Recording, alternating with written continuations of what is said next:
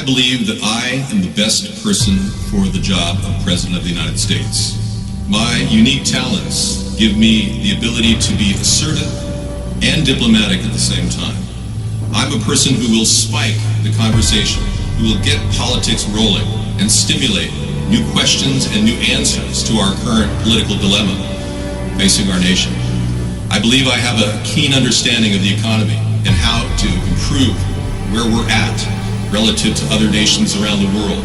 I believe that our goal at America's Third Party was to create a very strong platform in which would propel the American people forward with new opportunities and a new possibility of creating a better nation, a cleaner environment, and less war.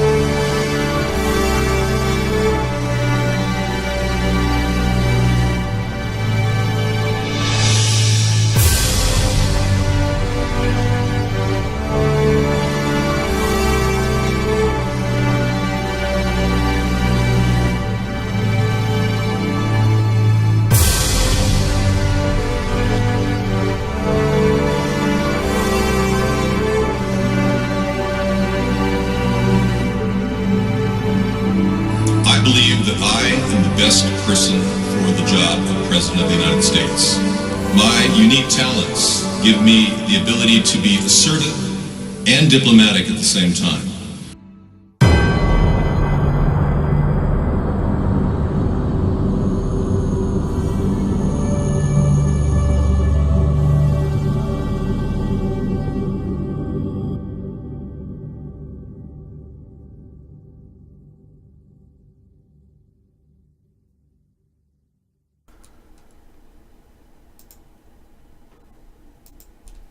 Good evening, everybody. Welcome to America's Third Party. I'm David Sponheim. Hello. Welcome to the very first sustainable Saturday show. Since Donald Trump took my advice and ended the war in Syria, we're now in a sustainable mode, and we can cruise to a happy future, except for one thing: Vladimir Putin. Even after Donald Trump announced we're pulling out of Syria, Putin makes a point of revealing that he is testing a missile that can go 27 times the speed of sound. And he brags about it online. He must be so proud looking at this missile take off, knowing that he will have the ability to violate the Intermediate Nuclear Force Treaty, INF Treaty, and he will be able to actually engage in a war with a first strike faster than anybody else, changing the nuclear time clock to perhaps another second closer to a potential World War III scenario. He must be so proud. Can you imagine somebody claiming that's a big achievement to have a missile that can go 27 times the speed of sound? It shows me that he feels inferior and that he's got an inferiority complex of some sort. And I'm not sure where he's going with this. But now we have something even more disturbing. News that Robert Mueller has been sitting on a naked picture of the president. Check this story out. Robert Mueller, according to the firm that sued him back, Concord, that's right, this company called Concord Management Consulting that he sued, claiming to be colluding with Donald Trump, they claimed that they handed over a naked picture. A naked selfie of the president, and that Mr. Mueller is sitting on it. Now, I've heard of private porn collections before, but this is ridiculous. I mean, come on. Robert, it's not a national security risk necessarily to show a naked picture of our president. Or is it? Because that's the reasoning Robert Mueller is using. that it is a national security risk. Maybe it is. Maybe when you think about it, it is a national security risk for our country to see Donald Trump naked.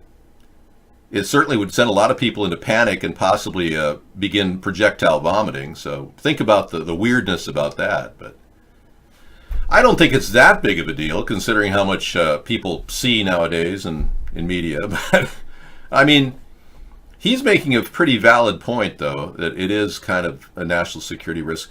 So I imagine that something will pop up about this other than this news story. But if you want to check it out, go to the Washington Times. And thank you for getting that article to me, to know. Anyway, very serious. No stone unturned in the Russian collusion. Well, he's not turning this stone over for national security reasons. A selfie. That means that the sex tape is possibly real. Even though Donald Trump said that he did not have sex with women in a Moscow hotel, his own Donald Trump's bodyguard said that they were in that hotel and he went to bed and then he saw Donald Trump going into his room, but that they had been approached by 5 prostitutes that night. That's in testimony. Trump went in his room, closed the door, the bodyguard went in his room and thought that was it. You know, he's safe. But according to Trump, he wasn't in that hotel for very long. He just changed his clothes. So that kind of confirms the theory that Donald Trump went out and maybe got involved with those 5 women. Who knows? Either way, having a sex tape on a president is very pertinent to an election. We should have known this, just like we should have known that Stormy Daniels was out there claiming she had sex and he was trying to shun her by paying her $130,000, which could very well be an indictment against Donald Trump in the future. Yeah, so I don't know. I mean, we cut Donald Trump a lot of slack. And I've even gone so far as to say I think he's handling everything pretty well. Not many people can put up with what he's going through right now. And I think we have to tip our hat a little bit to the fact that Donald is doing a pretty good job of holding it together. I think we all have to look at that. I'm the guy who started this whole discussion over 2.5 years ago about Robert Mueller, or rather about the Russian connections, the Russian collusion, the sex tape, blah, blah, blah. I'm the one who's been spouting this information out, but I want this guy to make some moves, because if he doesn't make any quick moves and doesn't reveal something of substance soon, the Democrats will start their term with nothing to work with. If he holds back information on Donald Trump's Russian collusion, then he's complicit in denying access to the Democrats. That's going to be a big problem. And the Democrats should seize this opportunity and pursue an impeachment right away. They probably wouldn't get it past the Senate now that it's got more Republicans in it than before. There's probably about 10 or 12 people that won't agree with an impeachment process. But at the same time, once we get the solid evidence about Trump, collusion, money laundering, etc., then I think that their case could be strong enough to carry the impeachment all the way to the end. My goal is to help the nation. And if somebody sees me as a viable candidate and chooses me as a VP, for instance, like Donald, that would be a good way to get things smoothed out in our country as we transition. Remember, Gerald Ford was a very stable guy as we went past the Watergate hearings and Richard Nixon appointed him to be the VP, and then he gave Nixon a pardon. Interesting.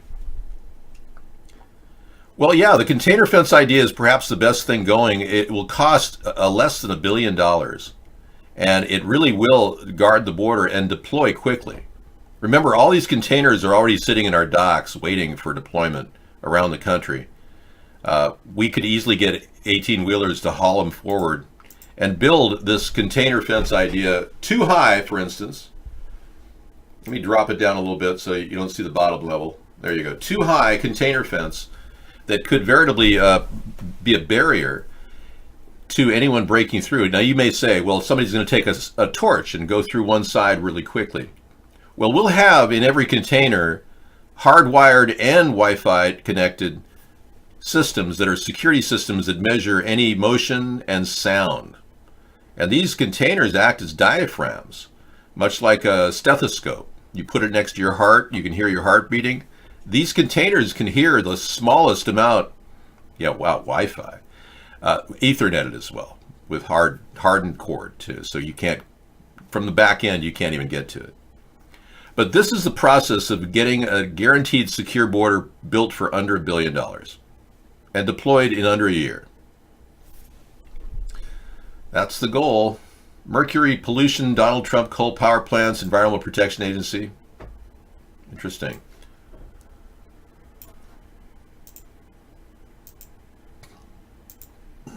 Trump to scrap the Obama law stopping coal plants poisoning air with mercury. Yeah, I'd rather fix the coal plants, not charge the industry, but fix the problem by creating scrubbers for every single smokestack in the country. Now, unlike the Democrats who want to charge and penalize industry, which has failed traditionally, I want to innovate, and I want to get these scrubbers built for all the smokestacks, no charge to the coal industry. How are we going to make our money? Well, it turns out there are certain needs for mercury. We have a purpose for mercury. We have a purpose for carbon. The scrubbers themselves produce energy. They can actually draw electricity from the scrubbers. And this technology is in its infancy, so looping carbon is possible, but we're going to have to take the lead here. That means that I'm going to task the Idaho National Laboratories to actually build looping carbon filter systems for our smokestacks so that we can actually draw energy off of these carbon loops. The energy from the smokestacks is huge. We got a lot of energy, heat energy coming out of them. We can draw electricity from that if it's properly designed. And the particulates can be pulled out as well and used and stacked in packs and used for burning. We can make like coal packs out of the effluent coming from the smokestacks. Nothing is wasted. That's where we have to move toward. It's going to be harder than the cap and trade, but more effective. Once we finalize systems that will work, we test them in the field. We offer this to the coal companies as a free opportunity to clean your stacks without any penalty. That's the way to fix the air pollution problem. What Trump's doing, scrapping Obama's law, is just a stand-up statement to the Democrats that you failed. You failed to clean the atmosphere. And I get pissed off. I drive by these smokestacks in my area from the coking factories that make gas and diesel and kerosene. We've got a bunch of them in our area. They're very dangerous. I've been in them. I actually did a videography job for a company in a deposition where I walked through the coal factory, or it's actually a coking refinery that takes the coal and even oil and converts it into fuel. And then at the end, they've got this coking tar that they have to. You need to move, buddy. No, I'm doing great. They have a coking tar that is actually incredibly powerful. It's a coking product that is used to make steel, and they sell that. And you wouldn't believe how dangerous these refineries are. I can't tell you how dangerous. I was in them, and I was videotaping their safety features, and I was like shocked. The reason I was there is because some poor woman had her head cut off by one of the valves. It blew. It's an old valve. It's an old refinery. Our country hasn't really rebuilt refineries in a long time. We haven't built any new refineries since the 70s. But we need to modernize them, and that's something I think we can help them.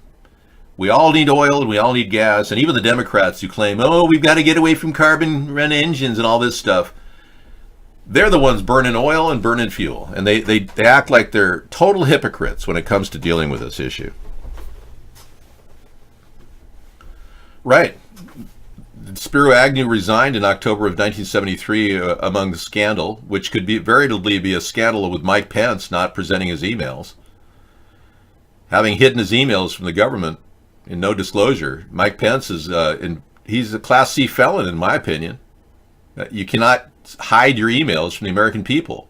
We need to know what Mike Pence was emailing during his Indiana governor days.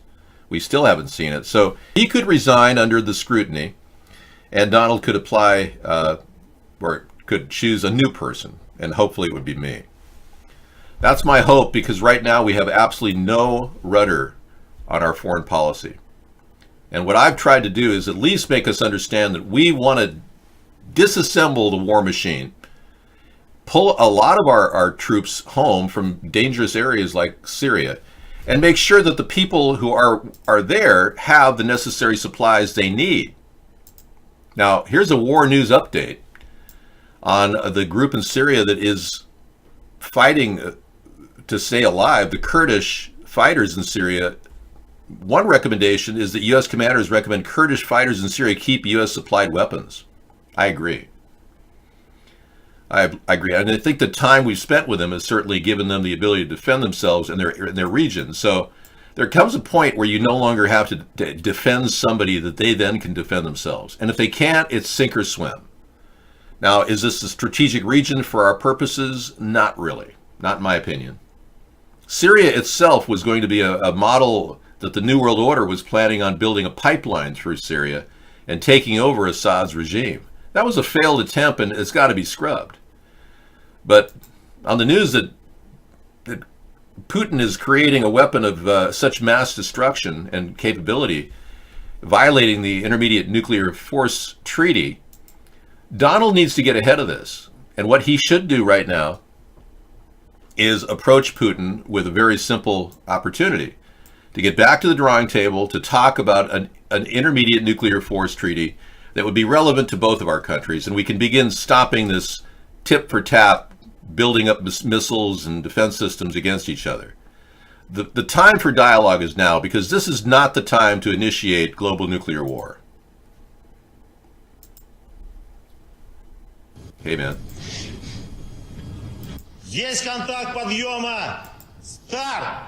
Начало отсчета.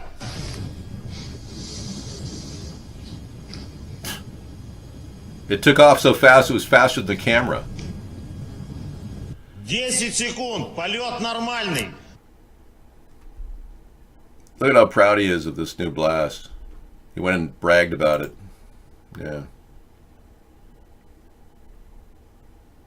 Okay, so he's happy with his missile, which could veritably put all of us in danger. Yeah, it's kind of sad. He thinks he's invincible, and he's running around bragging about his weapons. And he just acquired that from the former Soviet Union, so it's bizarre. It seems like Putin is behaving like a Hitler. It's disturbing. Why is Trump asking taxpayers to fund his wall when he promised Mexico would pay for it? Trump said he was like a great negotiator. Well, according to Trump says Mexico's paying for it in lost revenue from our tariffs.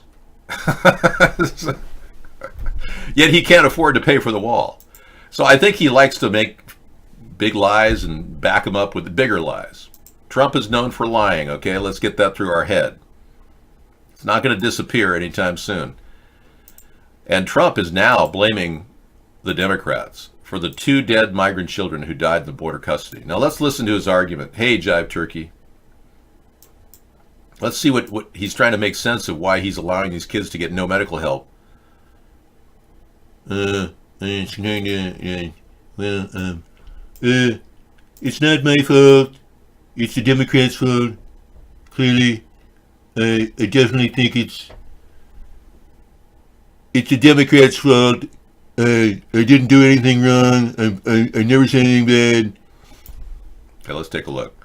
2 children aged 7 and 8 died this month while in Border Patrol custody. On Saturday, Trump offered his first response to the deaths, but rather than offering condolences, he lashed out and blamed Democrats for not funding his wall, while trying to absolve his administration of any responsibility by calling the children very sick before they were given over to the Border Patrol.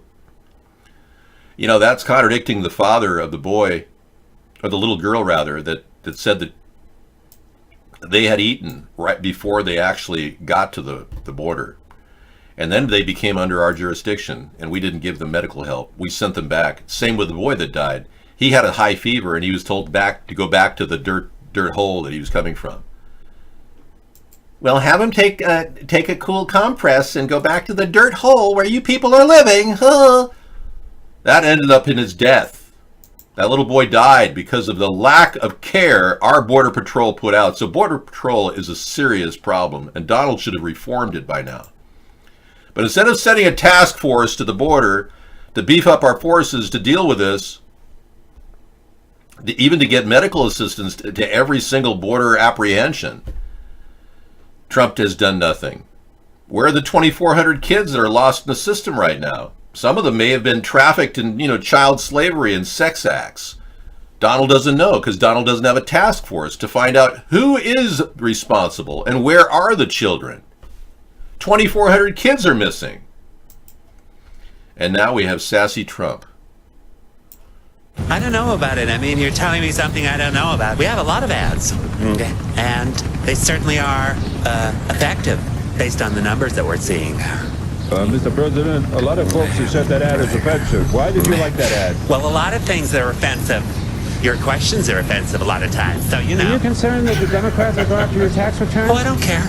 They can do whatever they want, and I can do whatever I want. Thank you. Some Americans say you're encouraging politically motivated violence with the way you speak. No, you know what? You're creating violence by your questions, You are creating you. And also, a lot of the reporters are creating violence by not writing the truth. The fake news is creating violence. And you know what? The people that support Trump and the people that support us, which is a lot of people, most people, many people, those people know when a story is true and they know the story is false. And I'll tell you what, if the media would write correctly and write accurately and write fairly, you'd have a lot less violence in the country. All right, we got breaking news from, that was funny. Very funny, yes. I put it in my library of Trump, and I'll play it tonight again. I love these playlists, they're great.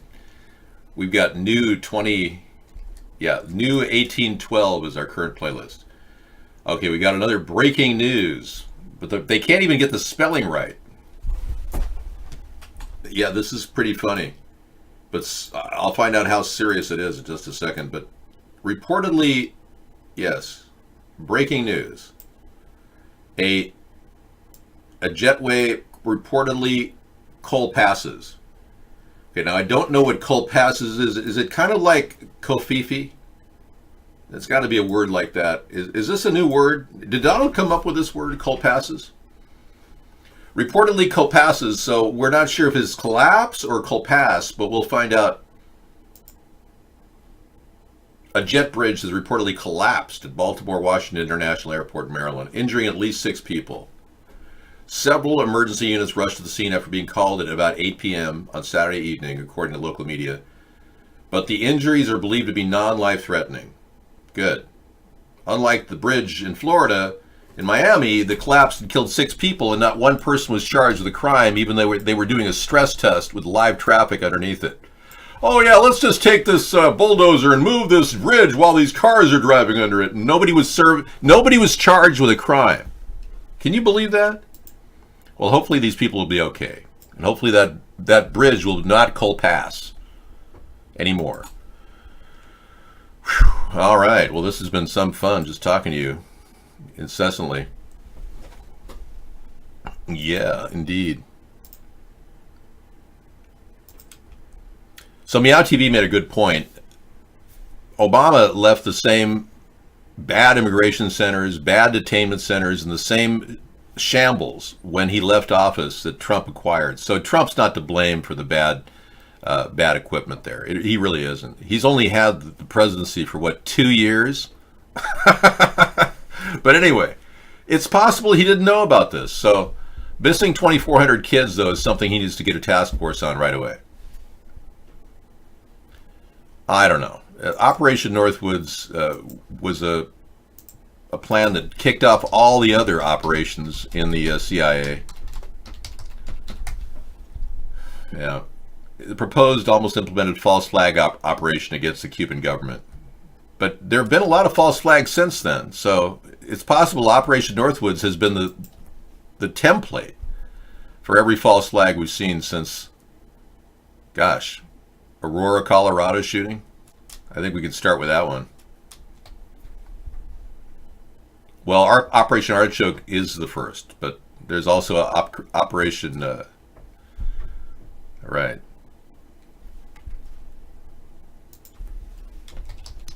Operation Choke Point, Operation Indigo Blue Sky, or Indigo Skyfold.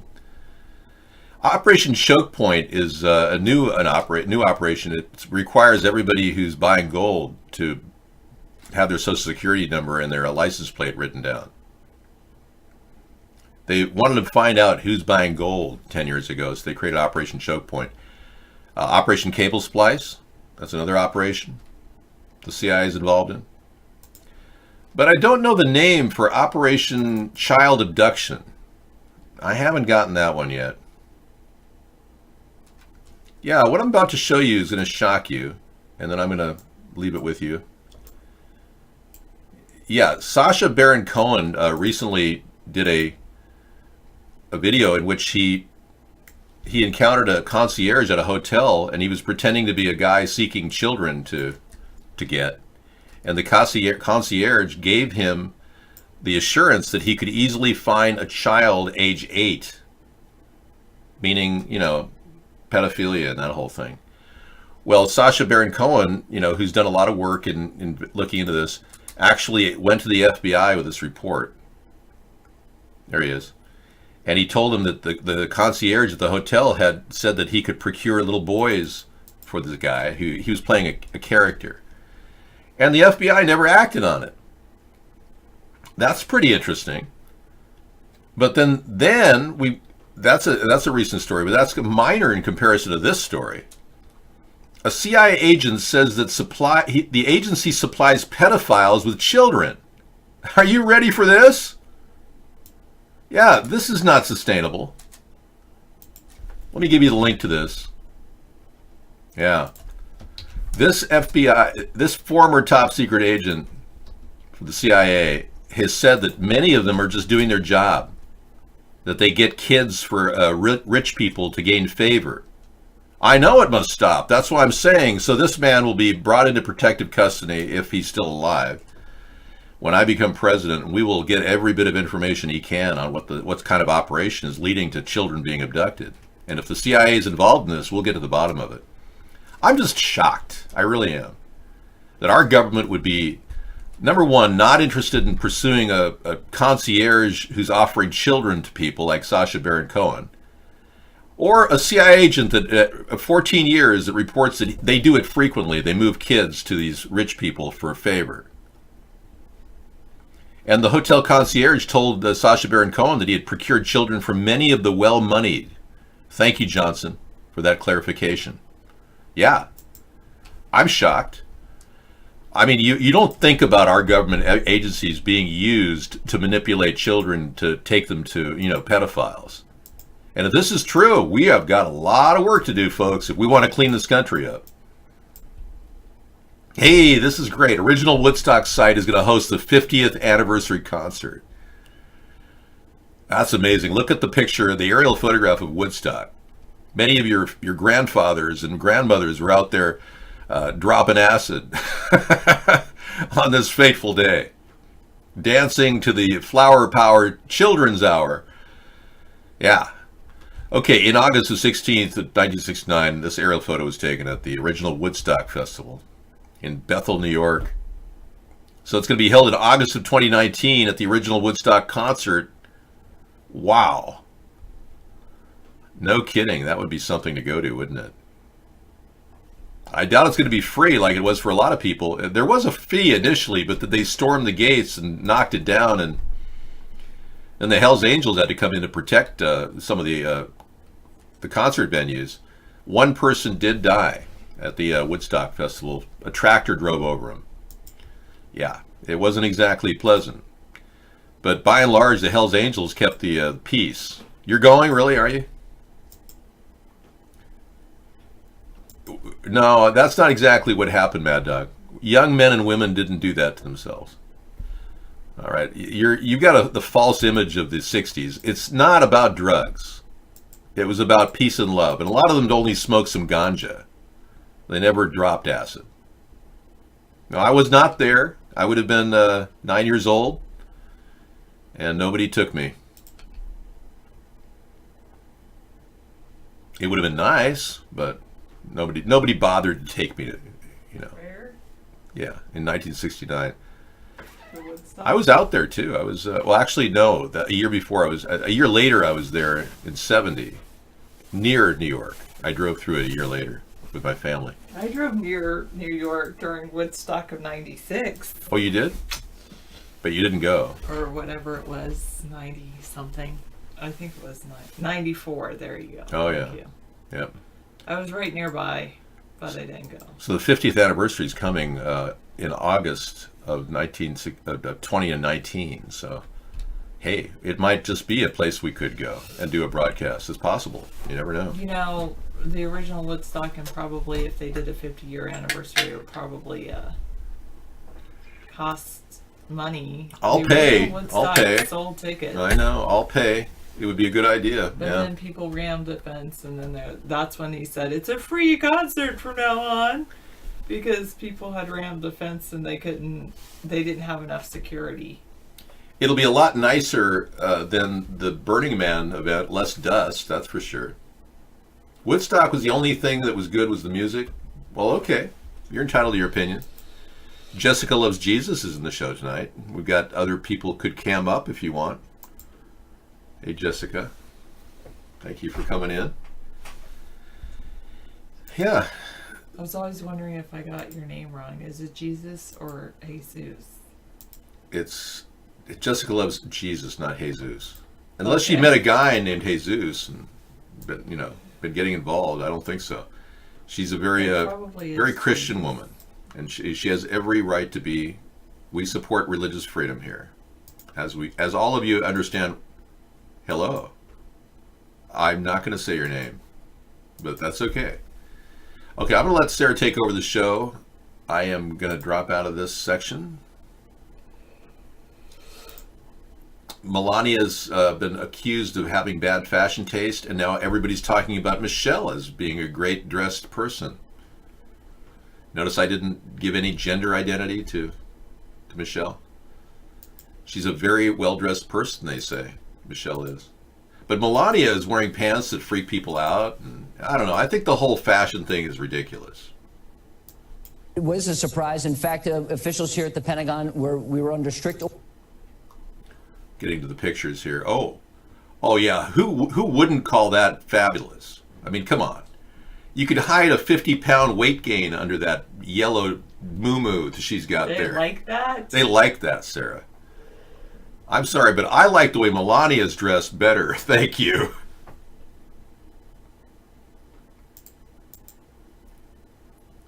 All right. End of the fashion discussion. All right. Sarah's going to take over. Melania does have class. I think she handles herself well. And one thing about Melania, even though she fired that woman the other day that was working under, she was a national security advisor under Bolton. She fired that woman, which showed some serious, it kind of elevated her status as first lady. No first lady, I don't know of any first lady that has actually fired somebody. Have you ever heard of such a thing? I've never heard of it, but she did, and it worked. So I'm kind of raising a bar of respect for not only her, but Ivanka. And no, I can't really say that yet. I like Ivanka. You like Ivanka. See, she likes I Ivanka. always have. Then, But I never liked Trump. yeah, I don't blame you for not liking Trump. I don't know why I do like Ivanka. Trump is the guy people love to hate. That's the thing. And some people really love Trump, so. All right, thank you. I mean, I'm sure there's things I don't like about Ivanka, but in general, I do tend to like her. They probably would say I've got fashion gaffes all over the place. Thank you. The money changers, huh? 102 mile per hour wind gusts? My goodness. That's a lot. Be cautious when driving over the Maripas Pass. Big, huge wind gusts in there. The brownie camera yield and stop. Hello, Zellfire. Hello, Real All Ranger. Oh, David said he might not do Periscope, but I guess he is. Good job, David. Welcome, Love for Houston. David's favorite, all-time favorite woman you think is Janis Joplin? No. Even as a performer, I don't think it's David's favorite. I mean, I'm sure he has some respect for Janis Joplin, but sometimes it just doesn't even sound like singing. It sounds like something else. David would say too many people. I probably would say too cold, but maybe one year I'll go to Vegas for New Year's Eve when I'm like 60. Let's get down and boogie, honey. That's only 20 more years away. I can do it. I've already been with David for 20 years. That's another 20. Endurance. That's what I'm all about.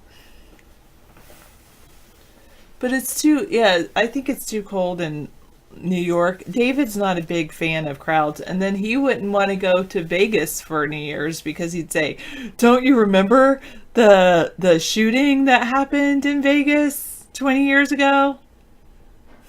Because it'll be 20 years from now that we'll actually even be talking about it. Otherwise, I'll just be like, I've got to go to work.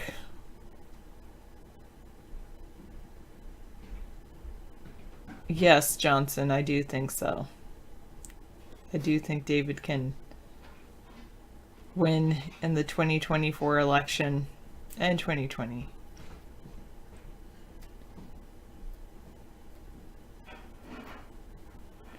Shut down. Wait, what? New York Times briefing?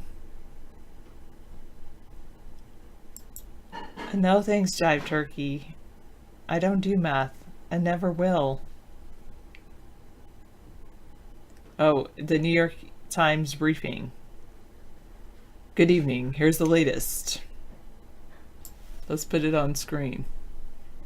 Thank you, New York Times. Let me remove this part from the screen first.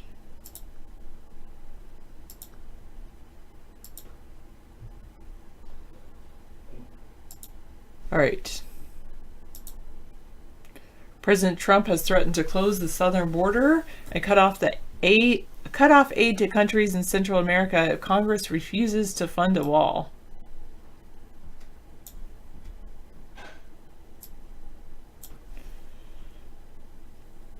This came on the 7th day of the partial government shutdown. It's affected up to 800,000 government workers. Congress is not scheduled to take up the debate until after the new year.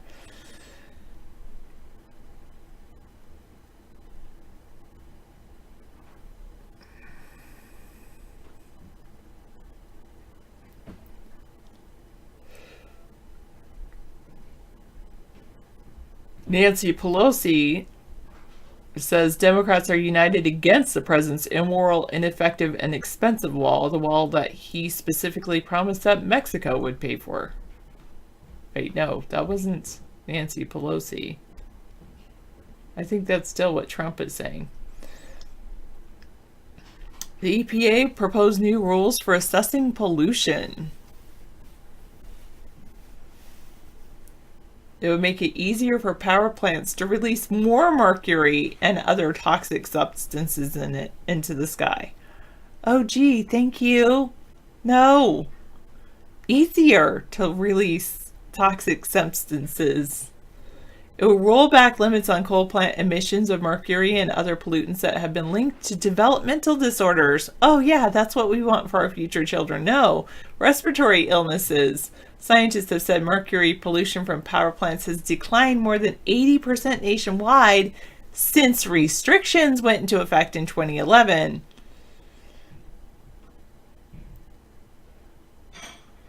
But the plan that the EPA is proposing could change the way new regulations are written in the future by disregarding the health benefits of reducing pollution. Unreal. Good night, Jessica. Sleep well.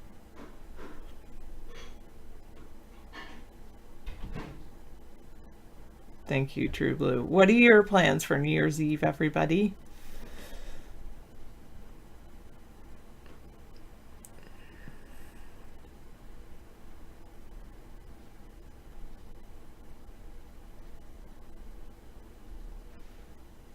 Wow.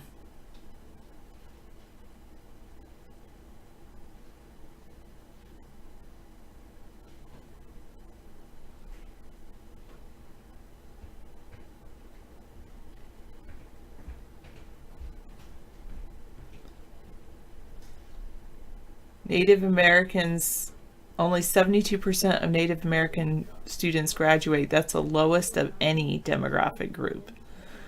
Are you who you think you are? 59. Maybe I am who I think I am. Maybe I'm not.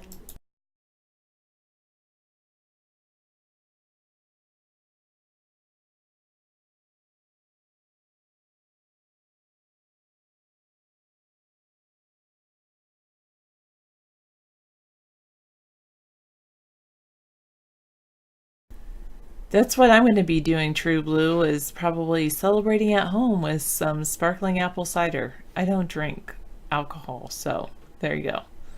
I don't want to, and David, that's one thing. He's like, I don't want to be, he doesn't want to be on the road with other people that are drinking on New Year's Eve. So he says, if we ever do want to go somewhere, we're going to have to get a room there.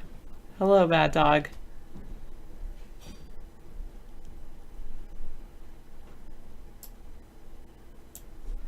All right, let's see what this picture is of. The withdrawal of U.S. troops from Syria could trigger a scramble between Turkey, the Kurds, and the Syrian government, between Russia and Iran's control for the country's seat.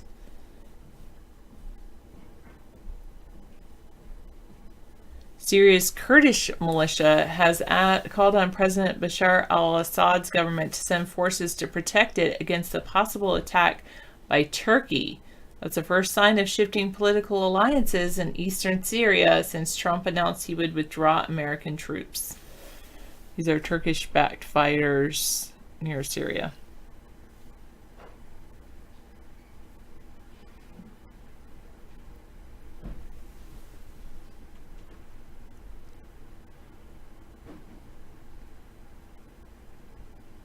Oh, I look like your ex-sister's in-laws. She's from Northern Ireland. Do I have any DNA up that way? My brother said we're related to some knight in England. I don't know. I think my dad might have been Scottish. My brother has the DNA test. I could ask him if we have anything from Ireland. Maybe. A little Russian I understand, and I understand I have a little Russian and some Austrian.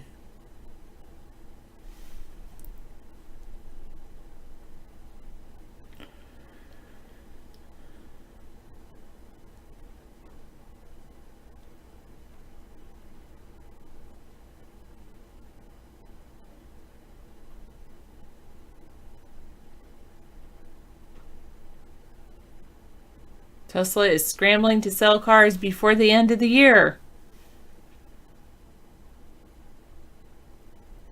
Oh, demand for the company's electric car could weaken in 2019. Hello, Yield and Stop. A $7,500 federal tax cut is cut in half for buyers of Tesla's luxury models. This phase out may not influence current buyers of the company's vehicles, which start at $50,000, but it could hurt Tesla's ability to reach a broader market.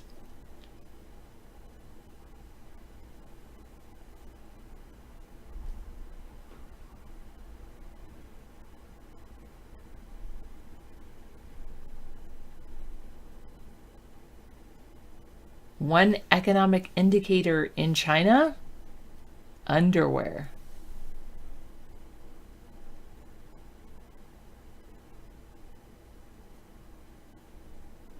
Oh, maybe she and I just look alike because we have the same glasses.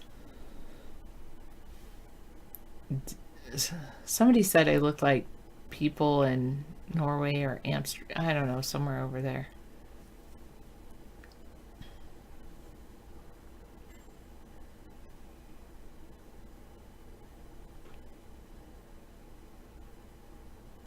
I look like Emmylou Harris when she was older. Okay.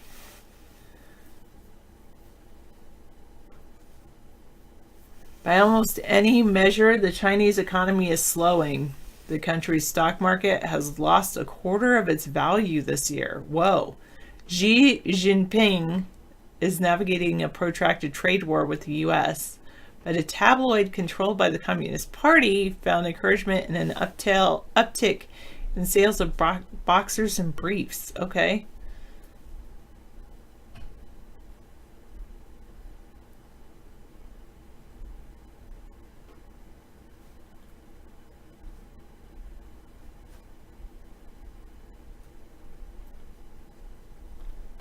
Yeah. There was that big blue sky in New York. An electrical transformer exploded in Queens. Oh, this is the secrets of the confetti crew.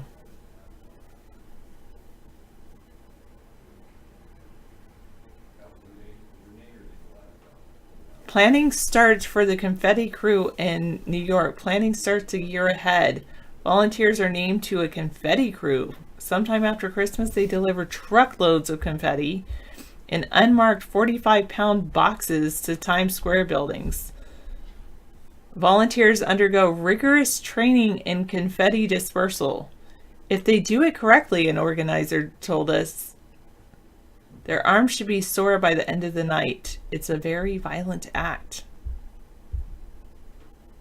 There's a master artisan who maintains the Times Square ball.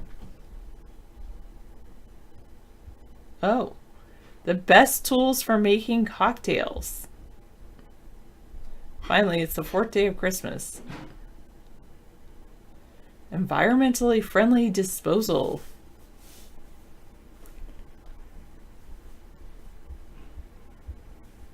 Cut trees don't have to go into a landfill. They can become compost.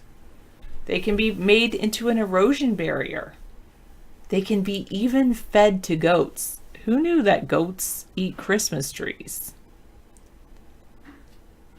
I did not know that. Thank you. That was the New York Times Daily Briefing.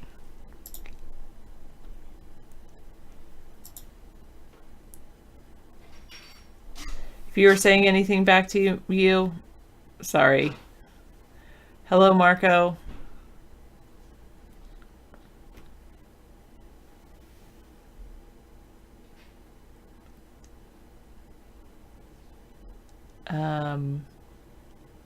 I like bikinis.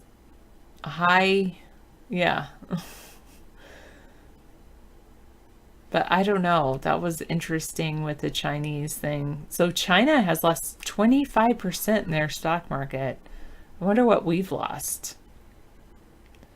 I have no idea what my DNA is. Why do people celebrate being older?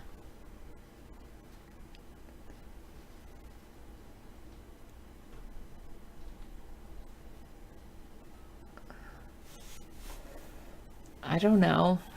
It's something, it's like a mark in time. I guess I'll be celebrating being older in another month and a few days.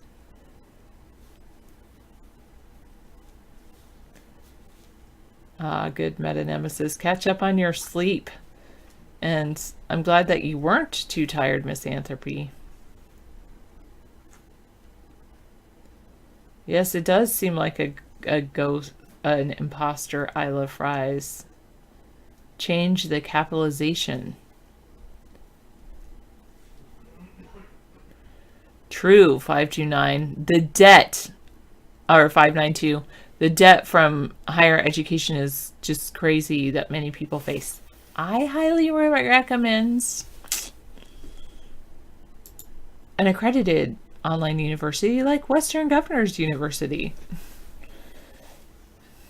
I do recommend that because I will have been able to get my master's degree for like $10,000 because they have the ability to accelerate. It could have cost me like 12, a little over $12,000, maybe 13,000. But then I was able to complete 2 years of education in 18 months. Johnson says a lot of people join the military to get that VA loan, not VA loan, but VA college, their college paid for with VA. Now, I've never seen a cat eat an ear of corn. 37 degrees in Washington, D.C. Wow.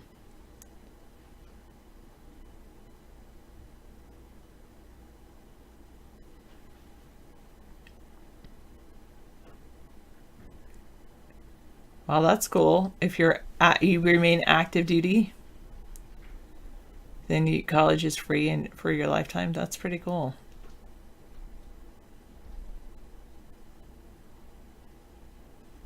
Good point, 592.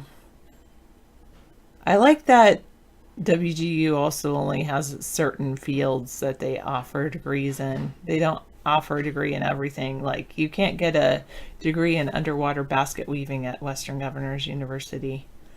It's just education, like teachers, because we need more teachers, healthcare, nurses, IT, and business.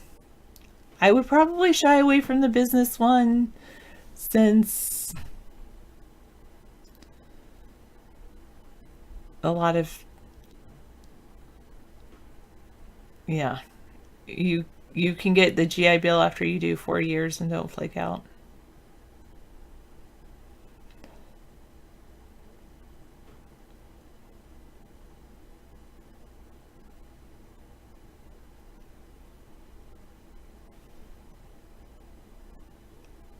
That's pretty amazing that you can get a VA home loan with no down payment. If you do that, make sure that your loan, that you can pay it off as fast as possible. Like, if you have an extra $100, put it toward the VA home loan. Don't buy coffee, don't go out to with friends or buy coffee. Pay off your home loan first so that you can have not just a home loan, but an actual home. That's true, 592. Not everyone is made for military service. My brother had to lose like half his body weight before they accepted him into the military. But he was able to do that. That's cool, 592. You use what was left of your husband's GI Bill. Spouses can use it. Yeah. That's okay. Better late than never. 359, I'm glad you're here on the show. Hello, Zellfire.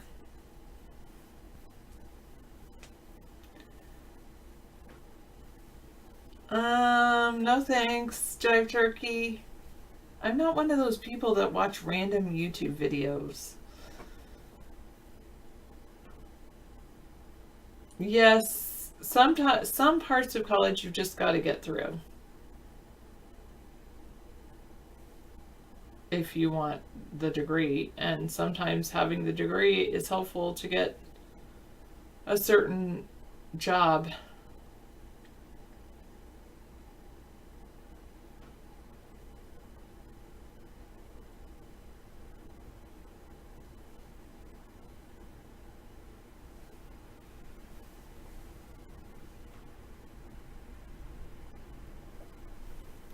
Thank you, 359. I'm the best.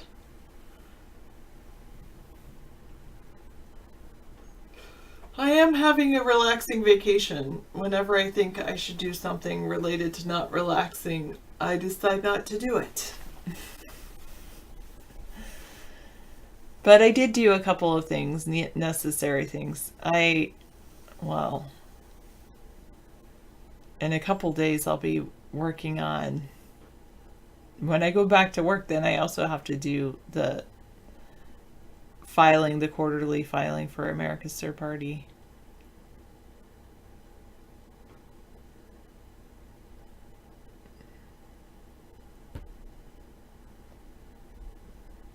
Yeah, not a care in the world until Wednesday. And then I have all the cares in the world. Well, maybe not all of them. Just 24.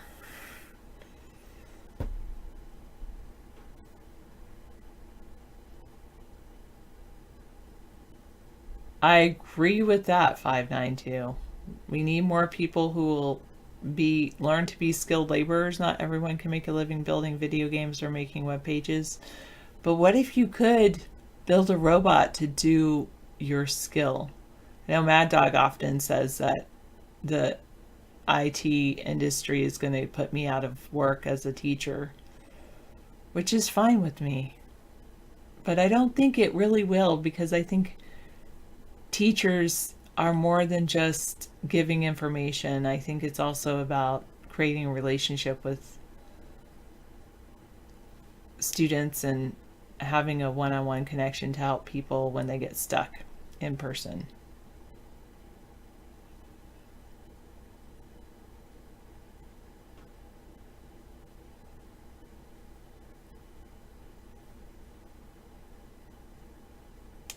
Wow, you made $25,000 average more a year because you finished college.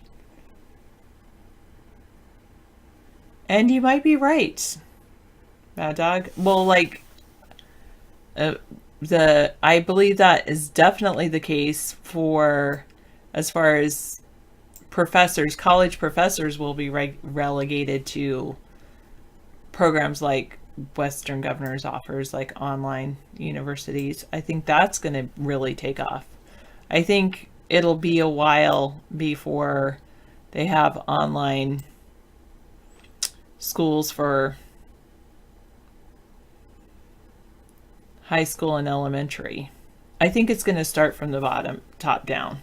I think there'll be universities, more and more people will choose online universities, and then they'll have more options for high school students, and then maybe there will be options for middle school students, but I don't think they're ever going to go full online for elementary students, especially considering that there's research that shows, well, actually the research shows that the brain changes when children are exposed more to screen time. It doesn't say whether that's a good change or a bad change.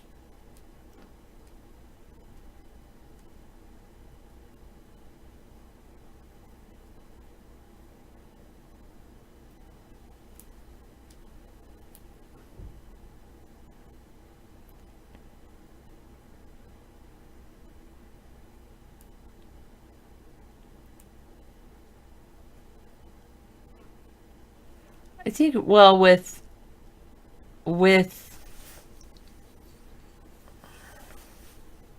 there are robots do have some room for change. It all depends on if they've been programmed with fuzzy logic algorithms and if they're a general purpose artificial intelligence or one purpose artificial intelligence.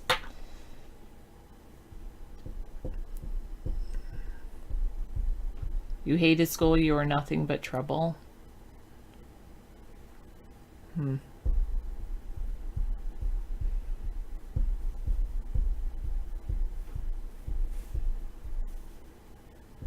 I guess I've always liked school.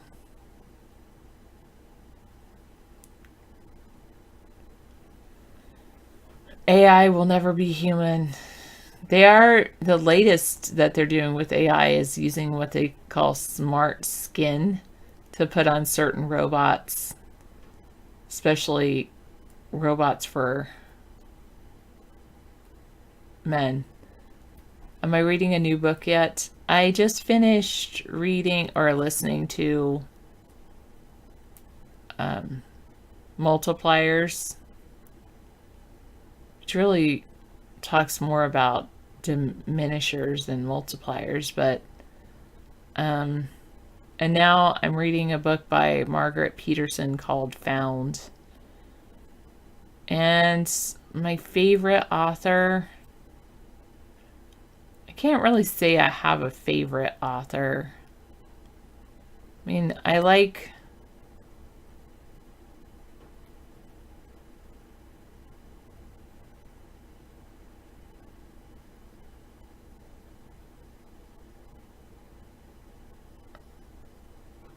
I like some people, but I don't know. I mean, I really liked Laura Ingalls Wilder when I was younger, but I like the guy that wrote. There's some authors. Actually, I really like that.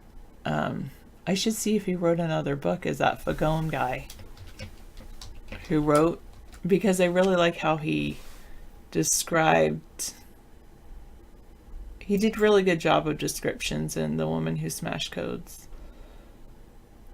So I like that when an author does really good descriptions.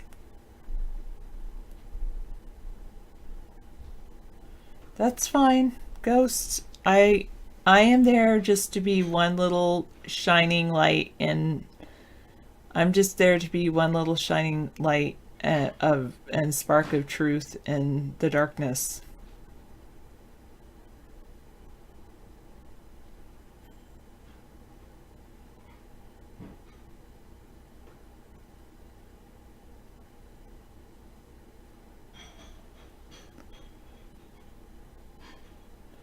Oh, and Amazon has a video about called "The Man Who Invented Christmas." That's all about Charles Dickens.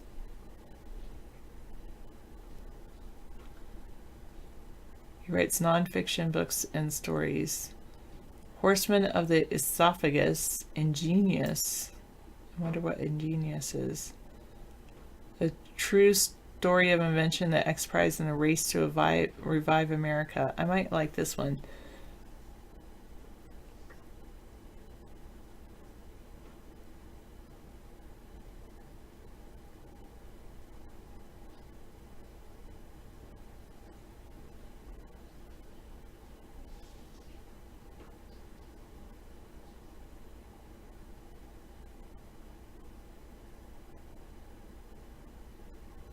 Ooh, I think I would like that one. I might read that one next. Ingenious by Jason Fagone.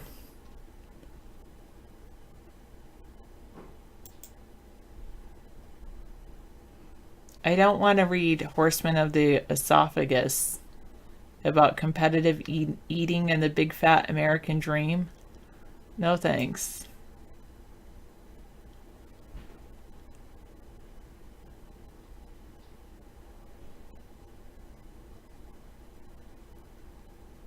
He wrote a Huffington Post article in 2017, What Bullets Do to Bodies.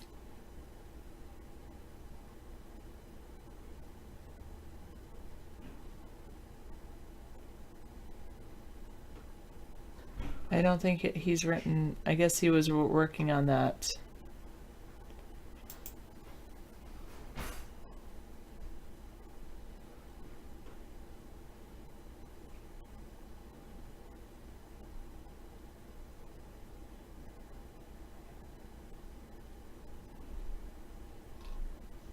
That was a good book. I like that. The Woman Who Smashed Codes. That was good. I wonder what he's working on now.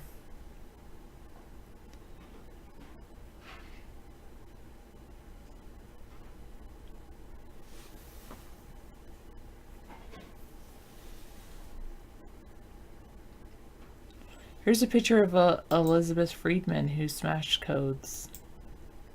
Do I look like her at all?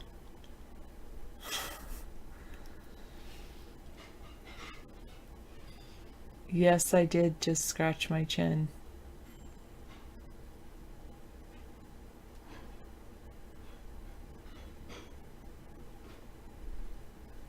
Yeah, she was a smart woman.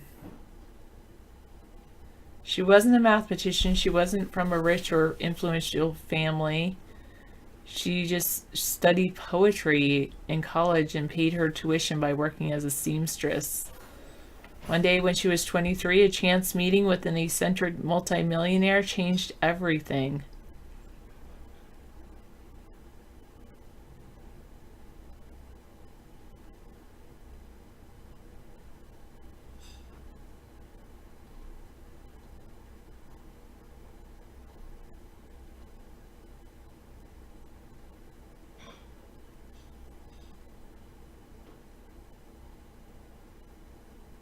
but this is pretty cool. This was his earlier books. In 2004, he traveled the world and did the X Prize, followed people for the X Prize. Well, it was kind of a chance meeting.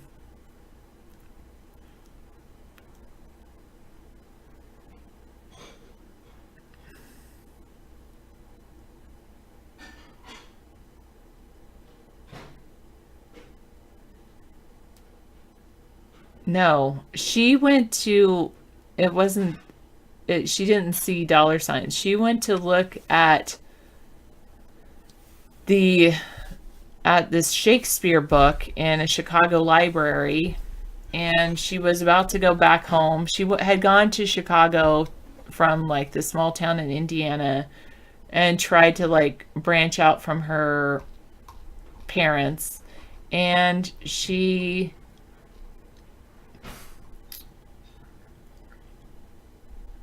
basically, she was a school teacher, then she went to Chicago. She wanted to branch out on her own and like live on her own, and then she's like, I can't make it. I'm gonna probably go back home to my parents. And but she's like, before I go back home, I want to go to this famous Chicago library, and she wanted to see Shakespeare's books. And so she went and looked at Shakespeare's books, and she was explaining to the librarian her situation, like she's going to have to go back home. She was looking for a job and she couldn't find something. And the librarian said, well, it's interesting that you're interested in these Shakespearean books, because I think I know somebody who would, who you could get a job for, so you wouldn't have to go back home. And the librarian, she's like, yeah, that would be awesome. She made a call to the librarian made a call to the multimillionaire guy, and then he came and talked to her, and she talked all about how she liked Shakespeare, and she knew a whole bunch of different things about Shakespeare. And the multimillionaire guy just then said, well, then want to come work for me? And he was a textile tycoon. He believed that the plays of William Shakespeare contained secret messages and were really written by Sir Francis Bacon. And anyway.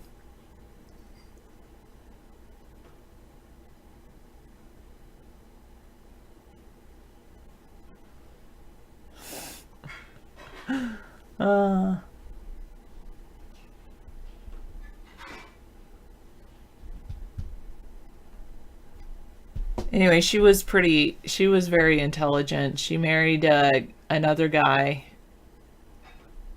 and it was basically, she was cracking codes and solving spy mysteries long before the NSA ever existed. In fact, a lot of her and her husband's information was, they had a private library and it was seized by the NSA. And then she gave her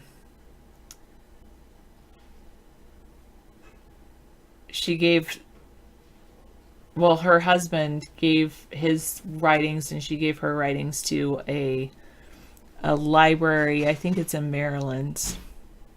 You read a Shakespeare book written on bacon? Like the material that you can eat, or about Sir Francis Bacon? Madhouse just today had a bacon bourgeois with added egg.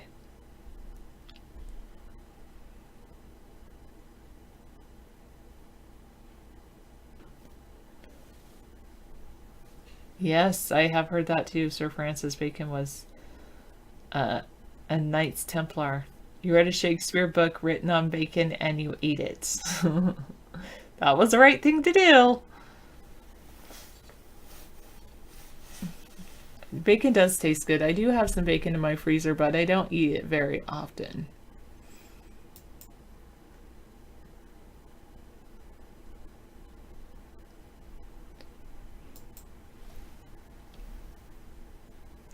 Not here, Keith. They're not here.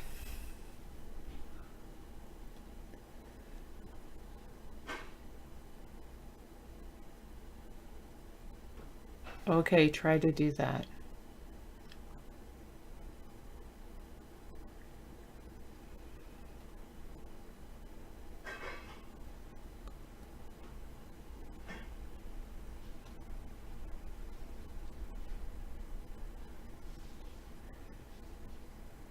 Trump has issued an executive order freezing federal workers' pay in 2019.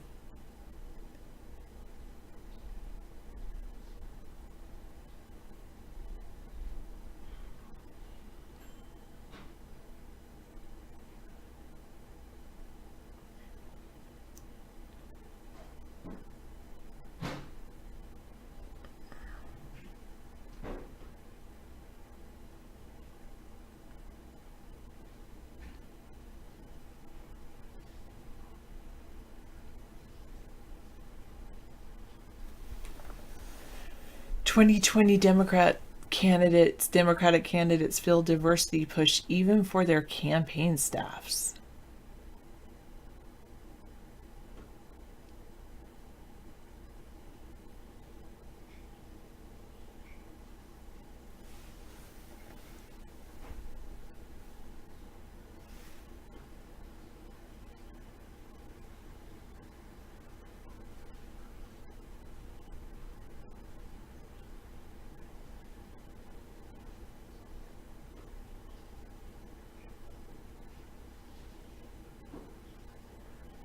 Senators that are leaving warn that there's a problem with the current state of politics. Wow. Thanks for warning us. Thank you. Yeah, I think Sniper One's from the UK or Ireland or something like that.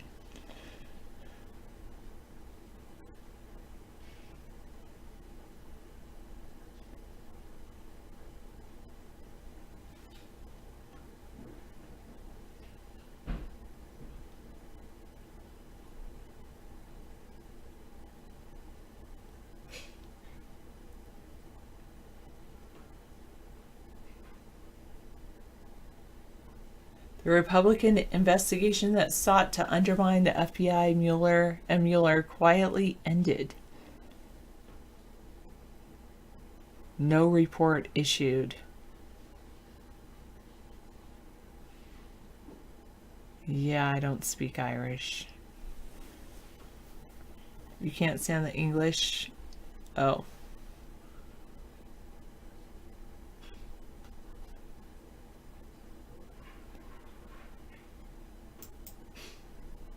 Sarah, what happened? Wait, let me move something over.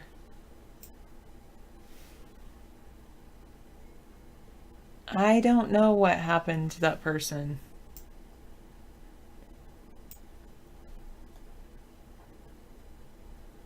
Burdensome transparency? A U.S. agency wants to ignore freedom of information requests in America's best interests. What? The U.S. Department of the Interior seeks to reserve the right to ignore some freedom of information requests from the public that it deems too burdensome to fulfill. Yeah.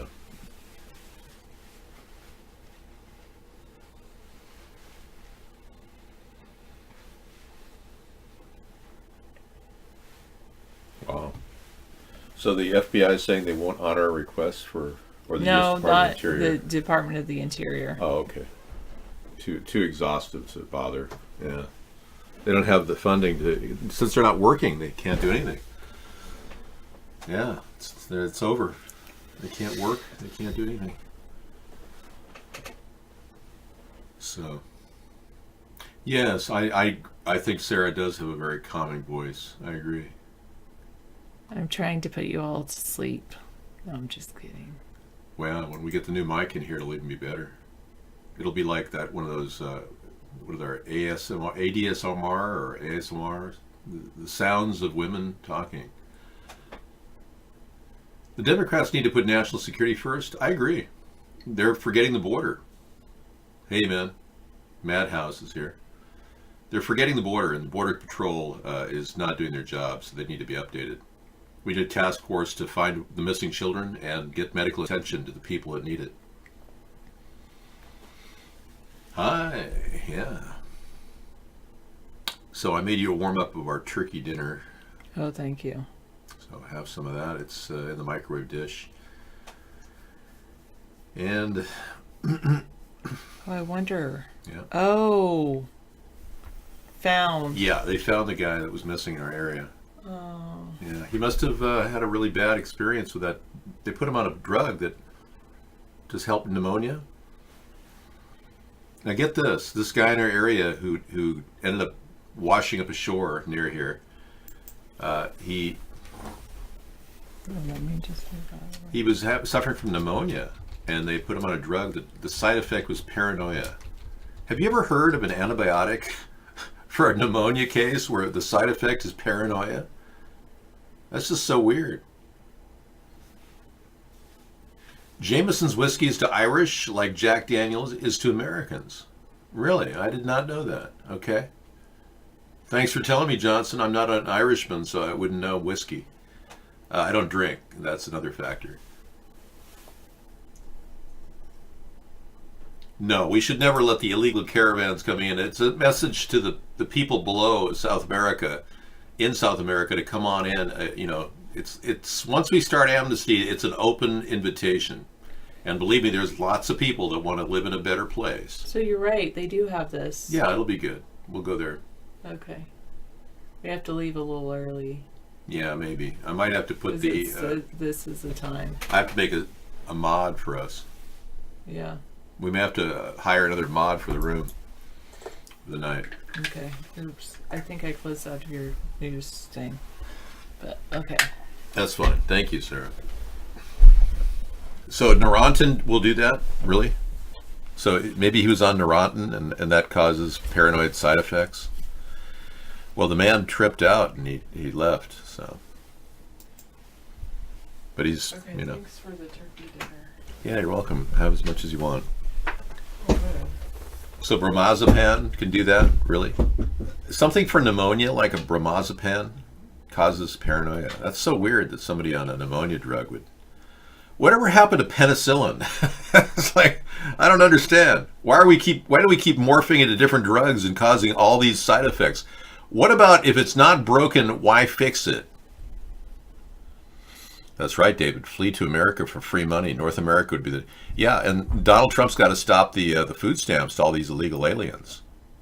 And legal ones, too. Green card holders shouldn't get food stamps here. We should have robust food banks, don't get me wrong. We have to provide food, but not food stamps per se. Paranoid side effects are your... Oh, so you suffer from this, Sniper? Is that what happened to you? You took too much of that penicillin or that bromazepam? Neurontin, wow. Well, don't do that. It can cause you to jump off bridges and stuff.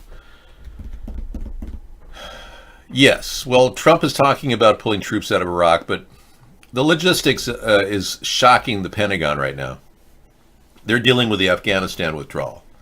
And they don't want to, they said that there has been no request for withdrawal from Afghanistan yet. So Trump didn't put the order through, but he said, we're going to be pulling out 7,000 troops out of Afghanistan.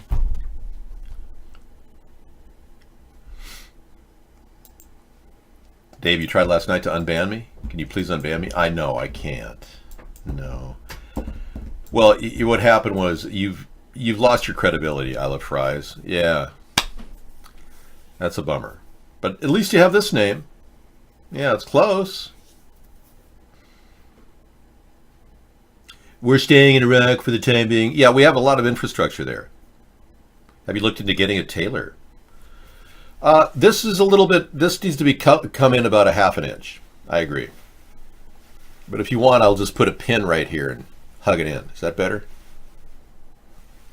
Does this look much better? I would pull the troops out from as many places that was deemed safe in a very slow, methodical manner. I would also rest on more automation, and I would be bringing in my robo-soldiers to defend our allies in the region. Yeah, so have no fear, we've got drones too.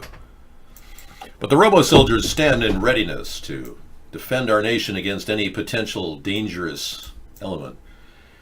This artificially intelligent derived software, hardware, and munitions capable, ordnance capable, unmanned aerial vehicle and unmanned vehicle, and ground vehicle, and cybernetic warfare slaughter bot will be used to defend our allies.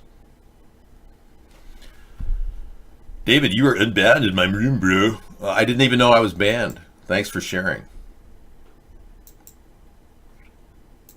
Hello.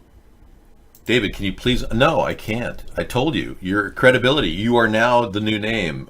I love fleas. You're now I love fleas person. Yeah. And what do you love about fleas? No, you can't just do that, I love fries. You can't manipulate people. I'd have to change the way you people are trolling. I did, but then I heard that this is an incessant act that you're pulling all over the place, and you laugh behind the scenes. I'm getting all kinds of stuff out there. Yeah, they call you I love lies. Credibility issues. Remember what happened to Zeno? He got taken out of the show. Hey, so Roman Abramovich just hosted Paul McCartney on his yacht.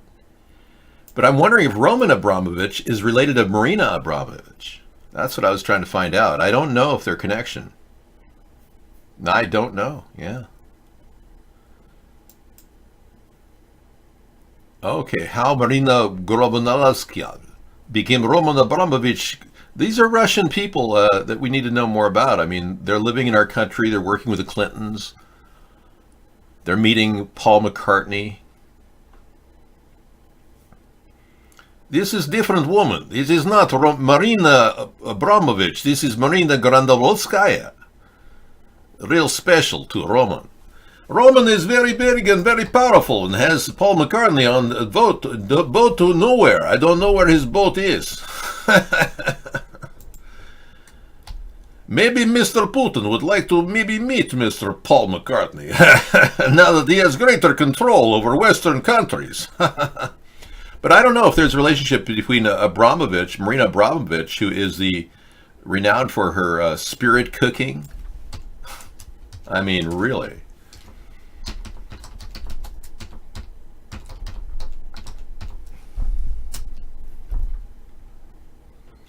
This woman is 72 years old or something? And she doesn't look it. She's the lady that does the spirit cooking with Lady Gaga and Hillary Clinton and all these people that know her and all these in the know kind of Democrats. I'm wondering if they're related to if Roman is related to her. I can't find a connection, but they have the same last name. So I just thought I'd bring you up to speed as to the work in the background of this show. I've also been learning some reggaeton choreography. Early in the show, I was developing my skills at dancing. I thought it was appropriate just to get my body up here and work it around. Otherwise, it can atrophy. Lados, delante y detrás. Preparado. 4 y 2, 3. Okay, thank you. Little bit too sexy with clothes on, though. You know what I mean? Yeah, so if you're working on those moves, you probably know. I'm not here to talk about people's body. I just was wondering if she's related to Roman. I just thought it was the same last name. Was there a connection? Apparently none of you know, so it's okay. Not a big deal. Let's get into the depth of the news here. We talked about this, how Trump is scrapping Obama's law, stopping coal plants from poisoning the air with mercury. I want to innovate. I want to get these scrubbers on top of our smokestacks and start working the detail of fixing the problem as opposed to talking about it. The Democrats want to put together carbon point legislation and cap and trade. They love it.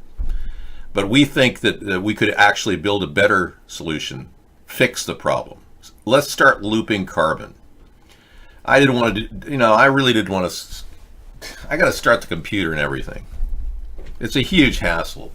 And you never call up when I offer you the link, so I don't know, maybe tomorrow.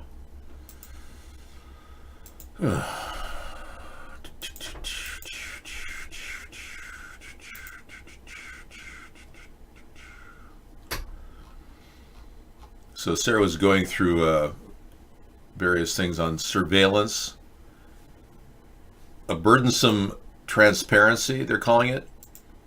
So RT is reporting, Russian propaganda is reporting that U.S. agencies want to ignore FISA requests, or FOI, Freedom of Information requests, in Americans' best interest. So Russia is pitching this propaganda.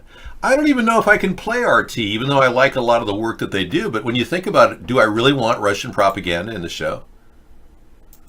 I agree we need to get FISA requests verified, but let's not forget, Russia is planning on flying a missile 27 times the speed of sound and rendering all defenses useless. And Putin's sitting here bragging about it right here. Есть Big time. Blow. Big. Look at this missile. It goes 27,000 times the speed of sound. It can destroy American defenses instantaneously. Many people don't realize that in first strike capability, we could neutralize all of your offensive capability with this weapon. I mean, isn't that kind of sick to talk that way? What's wrong with Vladimir Putin? I mean, seriously, what is his deal? I mean, I thought he wanted to work toward nuclear non-proliferation. David, what makes the red man red? I don't think there is a red man out there. I've never seen a red man. I've seen people with a good tan before, but roll out a weapon soon which will make Putin feel even smaller. Yeah, does he suffer from maybe insecurity over height or something? Maybe big phallic symbol make him feel stronger? I don't know. It's a little weird to me. I just find it very disturbing that he's doing this. And here we are trying to build our sustainable Saturday, make it sustainable. And by the way, sustainable means national defenses of robo-soldiers and drones. But these will not be weaponized. I promise you that.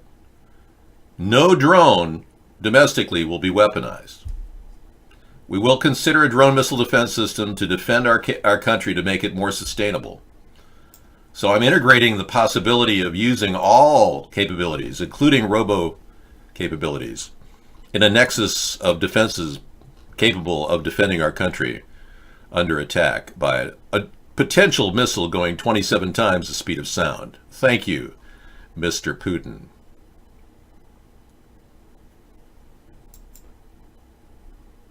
No need to worry, though. We are here with an ever-ready, sharp approach at our defenses. Yes, drones can be jammed easily. It's true. That's very possible that there will be some problems with the drone jamming problems. But bear in mind, just because an electromagnetic pulse can knock out a standard drone, the new evolved drones will have defensive armor, which is similar to the type of armor that you see from, well, I can't even, this would be top secret. I can't even talk about it. I'm sorry. Yeah. I have not sharpened that dull cleaver, no. It needs a sharpening, but I thought I'd pull out the new knife set that Meow TV got us. Wow. Yeah, the Damascus steel knife set. I'm just like still blown away by it. I tried it the other day to carve the turkey. It was the most incredible carving I've ever experienced. I've had electric knives too, you know, the kind that go like this. Those are pretty cool, but this one went right through like butter. Thank you. David, can you be a look at the very surprising, Coast Guard. What do we've got a Coast Guard begins reselling seized cocaine amid government shutdown. What? Is this a joke? This is a duffel blog. You can't be serious. This is one of these joke stories. Now, I don't think the Coast Guard's going to finance their operations with cocaine, okay? Okay?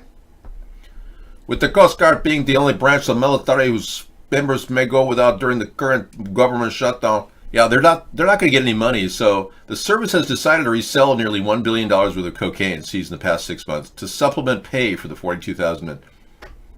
We doubt legislation will be passed on Friday, which will keep from getting our scheduled paycheck, Chief Warrant Officer Kevin Franciscan said in a statement.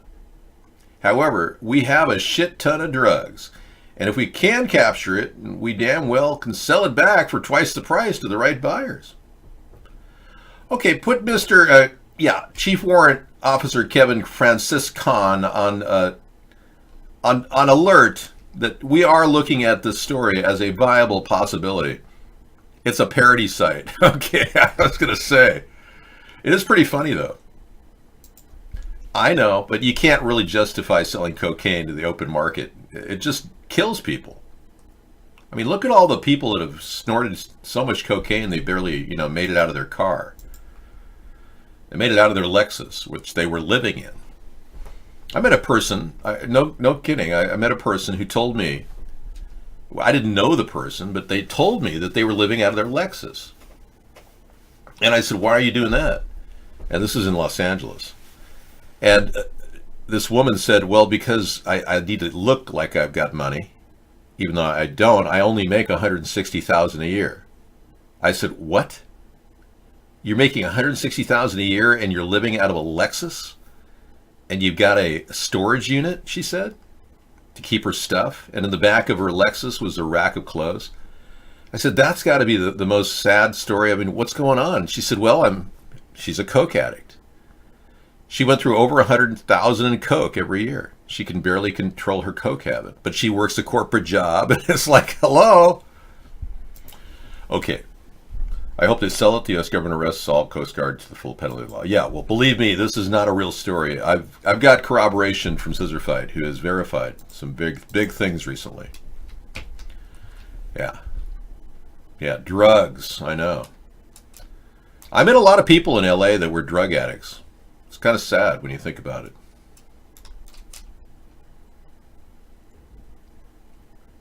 Yeah, I couldn't stand the whole scene.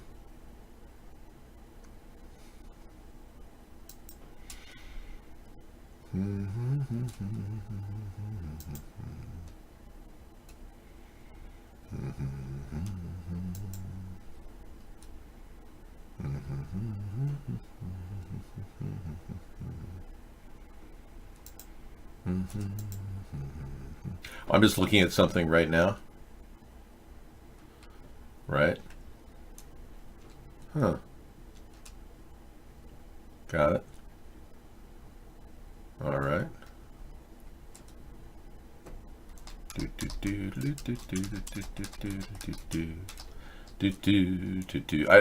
have to make my own audio because I'm looking at the screen right now. Huh.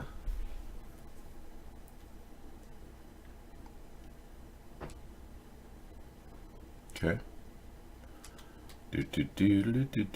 Well, that's pretty cool. Yeah, so we are tracking the. I'm not tracking, but someone is tracking the T. Rucker death thing. Okay. Wow. All right. This is great. Okay, I'm going to put it on the screen for everybody to watch. Yeah, this is pretty amazing. Yeah, I'm not going to reveal exactly who's doing this deep research here, but this is phenomenal. Yeah. So as you know, a simple search online, you'd think would result in, all kinds of valid information about the supposed death of T. Rucker. And you probably know that T. Rucker had a show on our competitive network, Vaughn, in which he pretty much hated me and talked bad about me. And now they say he's somehow dead. Yeah. You looked him up on Reddit, really? Well, we're getting some conflicting information, and apparently a simple search did some pretty interesting things. Watch this. And I'll get some music in for you to watch this. It's very interesting. This is a simple search online. You can watch it.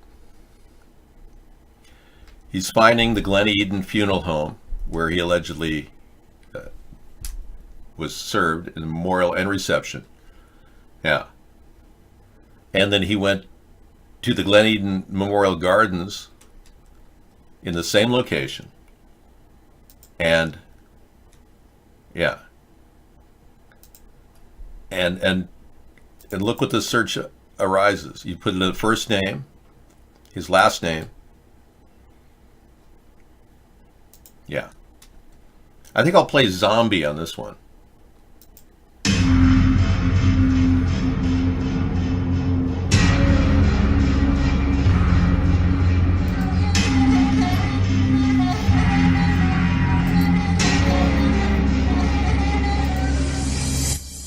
No one found by that name.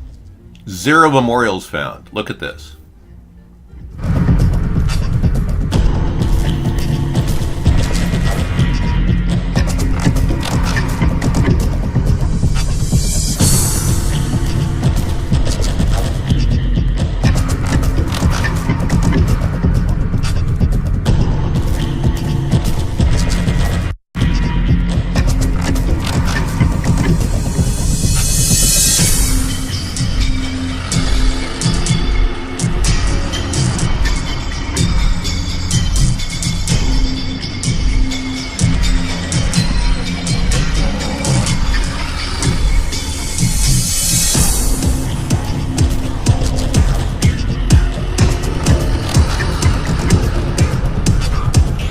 Total deception.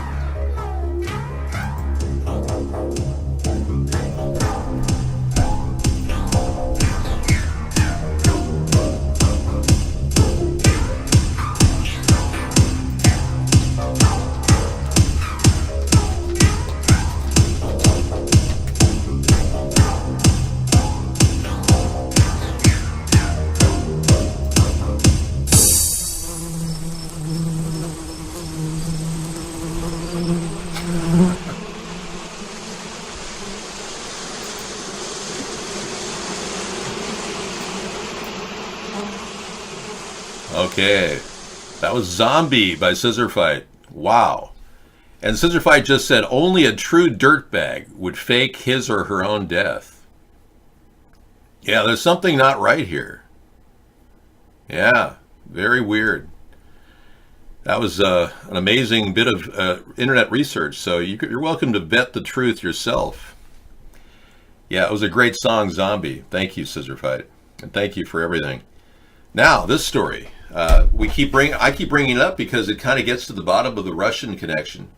Mitch McConnell got Russian funds to get reelected the past few terms.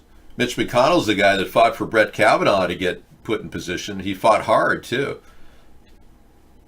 Turns out Brett Kavanaugh was the guy that ruled that foreign governments could fund American super PACs, which is how the Republicans and the Democrats have been getting so much money.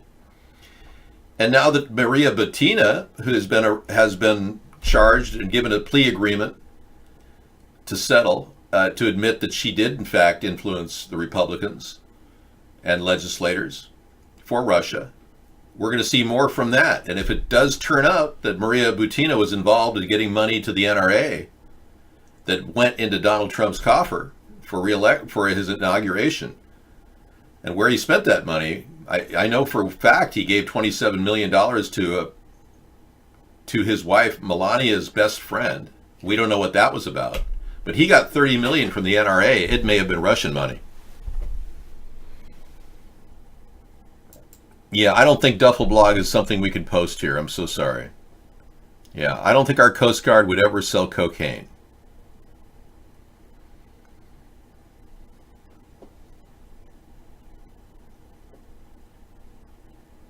Oh, you have. Oh, so you're saying your username? Check this out. I Love Fries has got a scam going where she has all of T. Rucker's information under her other username. So if she gets unbanned, she can unlock it all. That wins an award just for unique creativity, I will admit. Okay, I'll unban you. Yeah, just to see if you can, deliver some facts about T. Rucker, because I know that your dad, Lot Lizard, would love to get more money. Now, I'm not sure exactly how many more stories we can hear from you, but I'll give you a chance to give one more. All right. So it's a uppercase I, and then LOVE, and then underscore, and then Fries. Got it. Okay. Tell me that that's correct. Is that right? She's got all kinds of information. Well, yeah, we'll give it a shot. You never know. We've got a little soap opera going in our show here. I know, but she managed to pull up a really good reason to get unbanned. I'll give her that much. Yeah, so country's been attacked, hacked. Our elections have been hacked.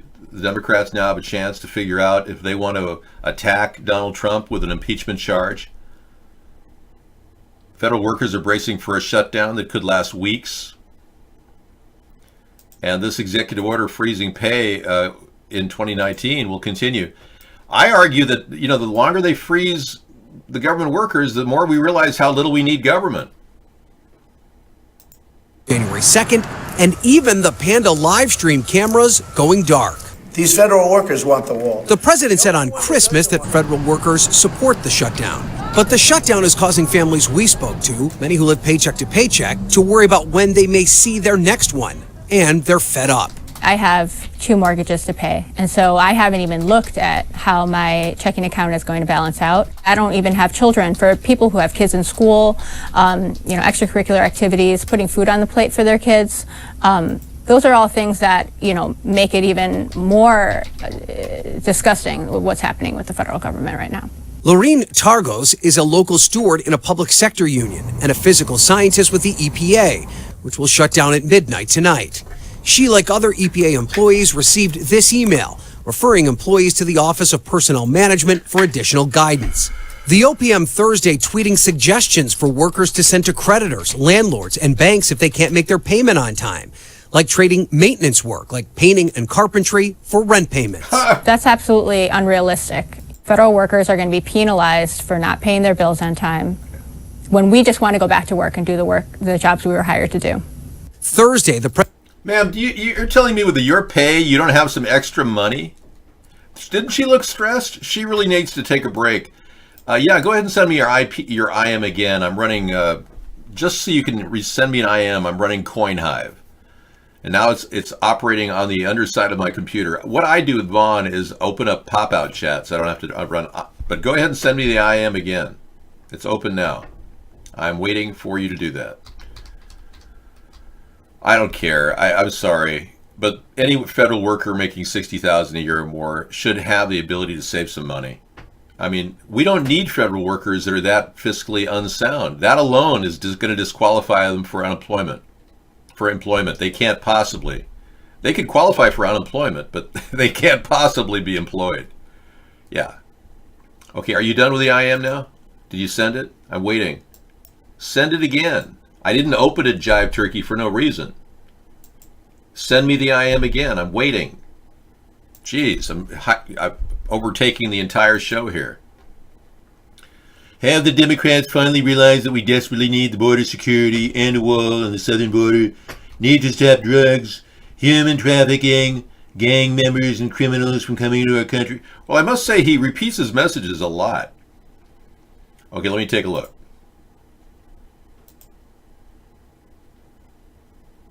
Okay, we have an IM hijacker going on right now. It's not going through. Your IM is not going to me. So, I'm serious. I'm not getting any IMs. I'll show you the screen. Check this out. No IMs coming in me. See that? Nothing. No received.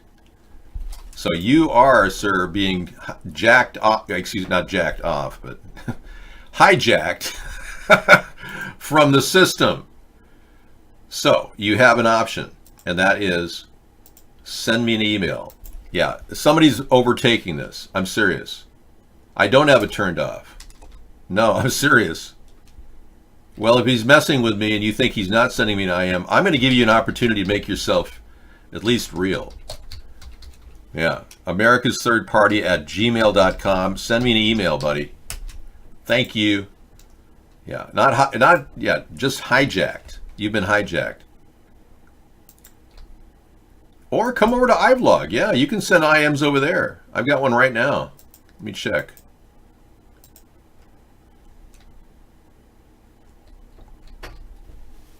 Wow.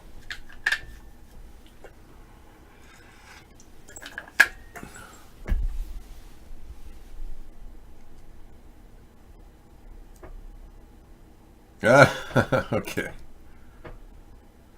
Yeah. That's pretty interesting. Introducing the AA-12, the first fully automatic shotgun. Was it built in Russia? Was the AA-12 built in Russia? Do you happen to know that? You can answer me in IM form. There's a private messaging system here, but it's not just IM, so you can send a message when you're not here. Oh, I see. All right. Well, I'm not going to ban him for that reason. I just have to continue the show. We can't just hijack it here. We've got more information here beyond this, but let's get through this. President tweeting without evidence that most federal employees are Democrats, but workers say their politics shouldn't even matter. We are civil servants. We are hired to do our work. At the EPA, workers are hired to protect human health and the environment. If he wants to imagine that we are Democrats instead of us being human beings and civil servants, that's his problem, and I hope Congress steps up and is able to be the adult in the room. Well, if you were the adult in the room, ma'am, you would have managed your money better. Yeah, that's a little President weird. Trump blaming the deaths of migrant children. And then blaming the deaths of migrant children on the Democrats. I think Trump is on a kind of he's on a roll. I mean, the tweetisms that he's doing are really well cultivated. I personally think that somebody in the State Department has taken over his tweeting, because they haven't had one misspelling in the past 16 tweets. Russia picked Donald Trump and ran him for president. Ooh, this is a good one. Yeah, former Israeli intelligence officer says, and this is for real, he says that Russia ran him as our president. Check this out. So Donald Trump might as well call himself Vladimir Trump.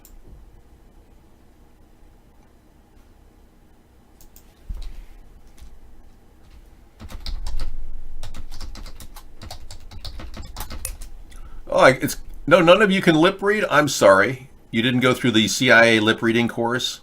Hang on. 12 nationals have been indicted to special counsel. 12 defendants are members of the GRU Russian intelligence agency. Yes, the team acted in their official capacity to deliberately hack into the computer networks and of the DDCCC, the DNC, and the Hillary Clinton presidential campaign as well. The information was then released on the internet under the names DC Leaks and Guccifer 2.0. Wow. Okay. And through another entity, confirmed the Justice Department. Well, there you have it. The news comes days before President Trump's heavily anticipated meeting with Vladimir Putin. Well, I don't really know if it's going to go forward, because, after all, Mr. Trump has declared through Michael Cohen indirectly that Mr. Putin has received $50 million bribe for a Russian Trump Tower hotel in Moscow. This could be a big problem for Mr. Putin, who is a known communist, not capitalist. But many people don't realize that Putin has well over $200 billion, making Donald Trump small change. As you Americans say, small fry, in big money deals. Is the last show 2018? I don't know. We've got 2019 to look forward to. Why are you asking? We don't do tributes here. I just continually do the show. But I will talk about all the stupid things that happened in 2018 for the December 31st broadcast. I know I banned Robuscules because we had to. He said some nasty things. Yeah, very, very rude. I don't want him to cam up. What do I need a guy with a beard and a psych unit camming up for? All right. This is directly from Cemetery site. It does not matter if you have something from Cemetery site, it can be faked. If you go to listing, it does not exist for this man at this memorial location. Deep study has been done, and to find out if he has faked his death, we have done the deep research. Yeah, he obviously faked his death, so, yeah. I would like to know who killed Justice Scalia. I'm wondering, but the first thing I would ask is Poindexter. I would point to Poindexter, the guy who ran the Cibola ranch where Scalia was invited for free. If that isn't a suspicious act, I don't know. Nobody offers a free room to anybody in this day and age. Here is proof for you. Oh. We have more proof. Chemtrails being used to chemically infect men with homosexuality. This could really be true. Thank you for bringing this to my attention. Big American news. Let's take a look. Yeah.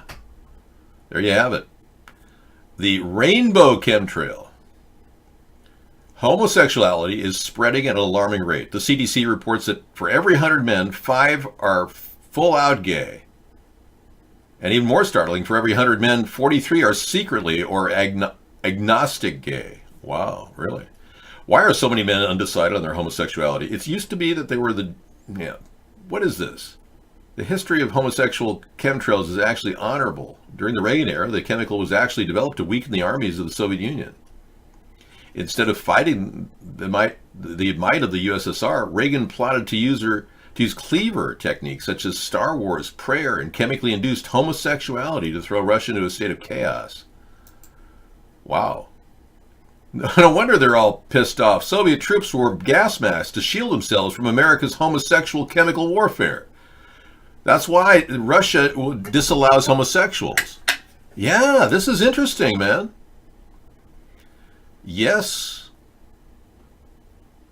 The gases of homosexuality were too potent and addictive. Thousands of Soviet troops fell to homosexuality each day, making their intense training turn to lust for one another, which eventually led to the downfall of the world's second superpower during the Cold War.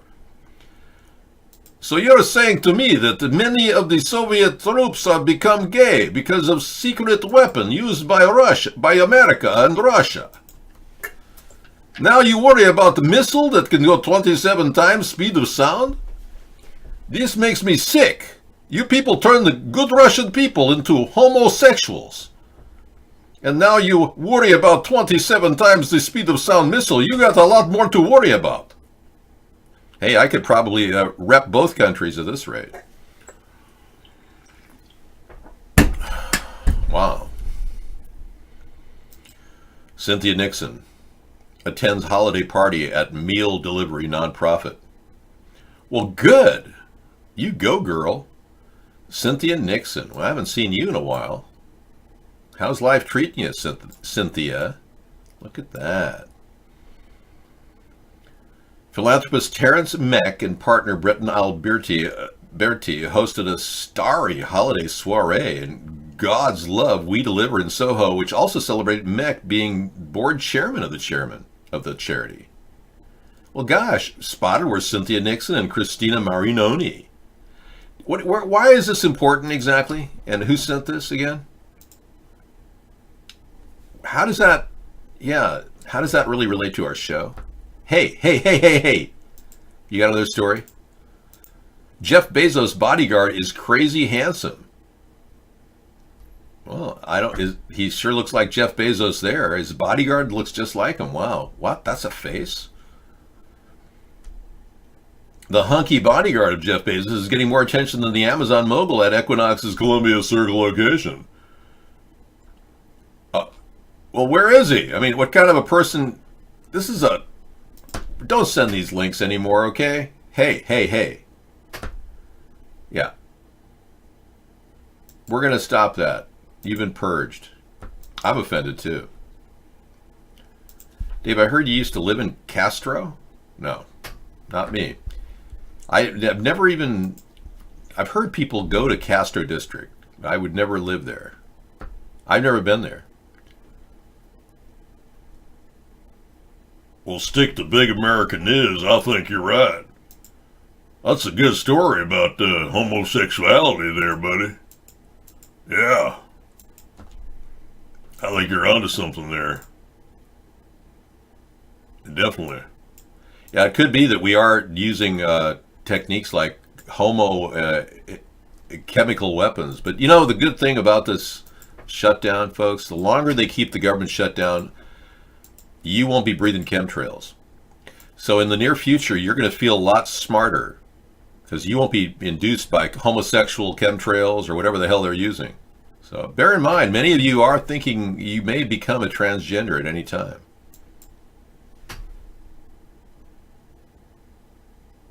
I don't think that at all.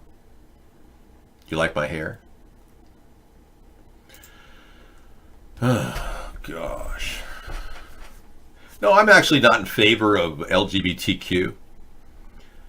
But a no homo policy is not my plan either. I mean, I want to make sure that we have a lack of, less discrimination in our world. That's the problem. Soy causes people to get higher esters. Men can develop estrogen, turning their man boobs into double Ds. In fact, if you just eat soybeans or soy everything, genetically modified soy, you will grow breasts. You won't have to take your hormone replacement if you are a transgender. Uh-oh, Michelle can't possibly run. She's a dude. Really? So now this Empire News is running a story that in a shocking move, Michelle Obama says she's ready to begin campaigning for a shot at the White House in 2020. Well, hello, Michelle. We're ready for you. Yeah. Yep. I don't know. It says we had to look into the legalities a lot because we were not 100% sure it could happen, but it turns out everything is in order, said Michelle. Barack can be her VP. I'm afraid that's not possible because, yeah, Barack finished his 2 terms as elected, but would allowed to serve his 2 terms as vice president, were he able to get elected with a running mate who's eligible for the office. Okay, well, if this is a real story, we need to bring out the big guns, and that is Michelle is a dude. I'm going to go with Clemson in the 4th quarter, but I don't bet.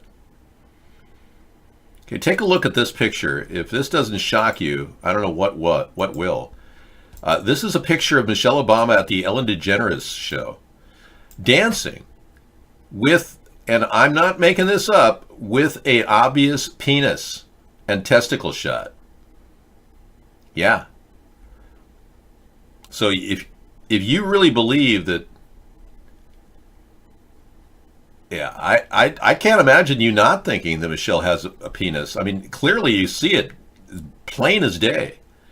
So how could we have been lied to so much? And now they're going to plan on making her the first female president? Is this a joke? This is the first tranny. Yeah, if she's going to run, she's going to have to come out of the closet, and Barack is going to have to admit he committed fraud. Then we'd be on the same page. But I can't, that's not in my world. Okay, calls are available. Go ahead. Yeah, so that's a serious problem. It's not going to go away anytime soon. No, it was not a hernia. That's just... An inguinal hernia does not present that way, and I'm not a doctor. An inguinal hernia does not present the way that the current stat report says, nurse. It's not an enormous placenta cord that emanating from her belly button that her mother never cut off. It's rare to see that. Only in certain small tribes in Africa have we ever noticed such a thing.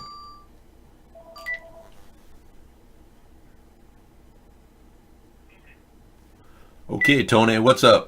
Yeah, go ahead, Tony. What's the question?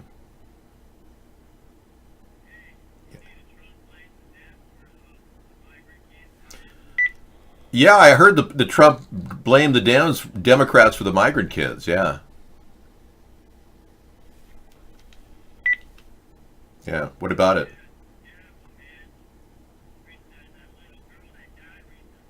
I know. You know, and the fact is, Obama left the situation 2 years ago in pretty much shambles, and Trump never revised it and got medical attention to the people that came into the country. So he's asking about the girl. Yeah. All right. Thanks for calling, Tony. Yeah, that's pretty serious. When I can't put Tony on speaker, I'm too worried that he's going to use the N-word.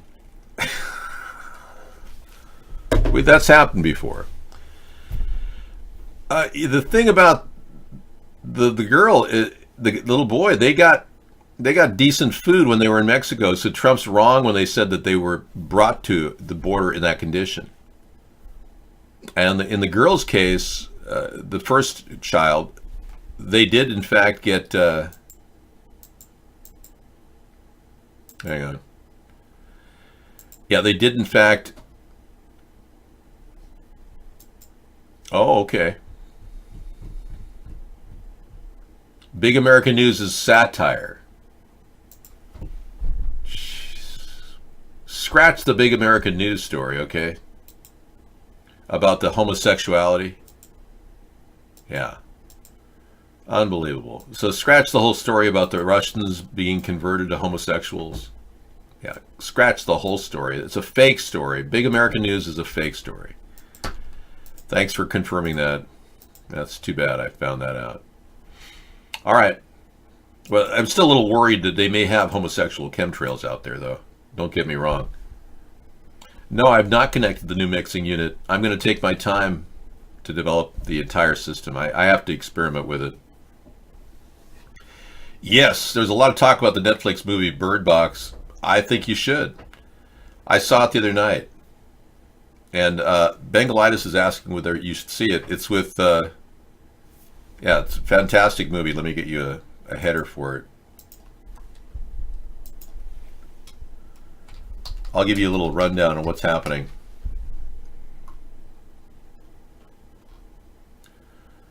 Sandra Bullock is in it, and it's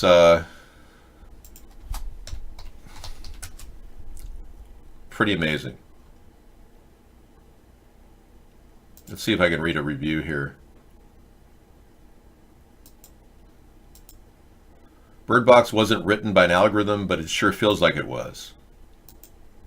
Yeah, it's really interesting. The movie puts you in a very scary position.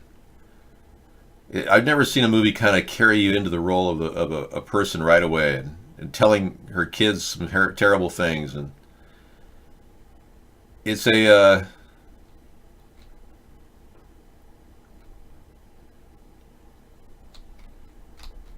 yeah, it's just John Malkovich is in it, and it's very powerful. I would say it's one of the more horror films, the bigger horror films of the year, or at least on Netflix. It was very well done, and I definitely enjoyed it. I have seen the movie Truman. Yeah, in a way, the movie is kind of like my life. You're right. Yeah. In some ways, I'm the nuclear child. I'm the baby that was born out of the nuclear age. And I'm even more Truman than Truman himself. And since I don't look like Jim Carrey, people don't confuse me with Jim Carrey, which is great. Otherwise, they'd be saying, David, are you Jim Carrey? Did you have a face change operation? Are you pretending to be Jim Carrey, or were you ever Jim Carrey at any time in your life? And I'd have to say no. But it is funny, and it's funny to see that, you know, there are people out there that look like me. But no, his Truman Show is really a fantastic movie. And in a way, I put myself on camera so much that I could easily be him. You can see I have the same face and the same sense of humor. But unlike him, I'm not losing my mind or drawing oil paintings that are... And my eyes are a little wider than his, too. You notice how he has beady rodent-looking eyes compared to mine? And he has that little nip, that little thing in the nose here. You'd have to get that taken out. But it definitely is a close match. All right, moving on.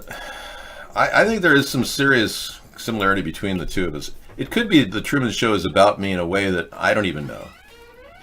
Because in a way, people all around the world know me now. And since I'm probably one of the most famous people in the world next to, well, Muhammad Ali, and then there's David Sponheim.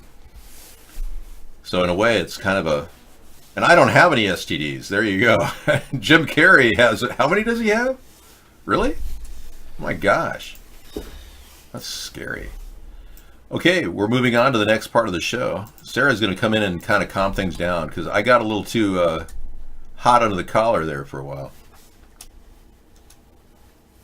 I'm cool under my collar. Did you hear that there's a story out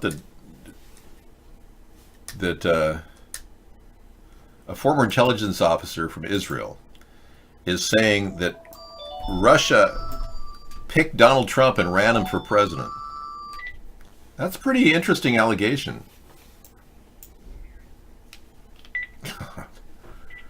All right, I look like the Roto-Rooter guy. Roto-Rooter, that's the name, and away goes troubles down the drain. All right, I'll be back. Thank you, everybody. Oh, I think I put the rest of the... I just had half of that, and I put it somewhere in the kitchen, I think. I'll take care of it. I'll heat the rest. Thank you. Thank you very much for that. That's good. Thank you. All right. Thank you for welcoming me back. I hope you guys are all... I think I'm feeling much better than I was earlier. I have plans now for New Year's Eve. Yay. I'm not just gonna stay home.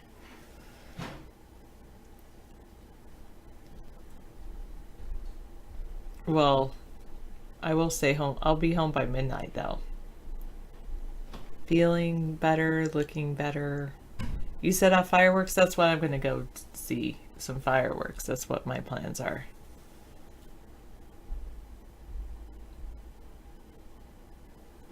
I enjoy that. Even in the cold, rainy weather, I still like looking at fireworks.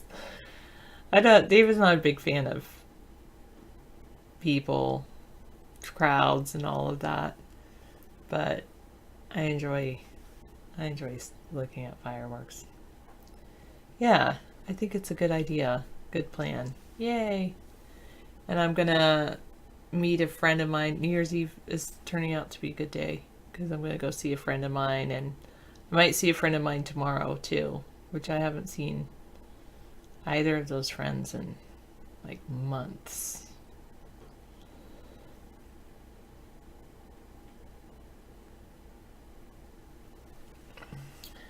I'm not a big...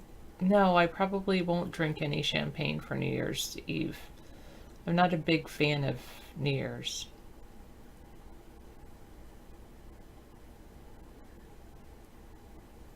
You'd rather be away from the crowds, from getting people sick, breathing down your neck, coughing in New Year's Eve. That's a good point. Thanks, good Big Mama Kush. Big Mama Kush. Is that like some kind of weed reference or something? Yeah, fellas have Roman candle wars. They get a trash can lit as a shield and shoot fireworks. Oh, that's not good. 592 people could get seriously hurt that way. But I don't drink wine, so I wouldn't be the right person to take out for expensive wine tastings. You would want to take someone out that does like enjoy wine and things like that. Yeah, over 1 million people in Times Square. What could possibly go wrong? Well, just protect yourself, 592. Make sure you don't get hurt in the fireworks wars. That's what I think I'll end up having. Oh, I just realized I have some... stuff for hot cocoa in the microwave. Oh, I'll just have to drink that on my next break. Over 1 million people and 10 porta potties in Times Square. It's amazing what they do in Times Square, I have to say. I hear I hear Las Vegas is going to have some kind of New Year's thing to try to be as big as Times Square.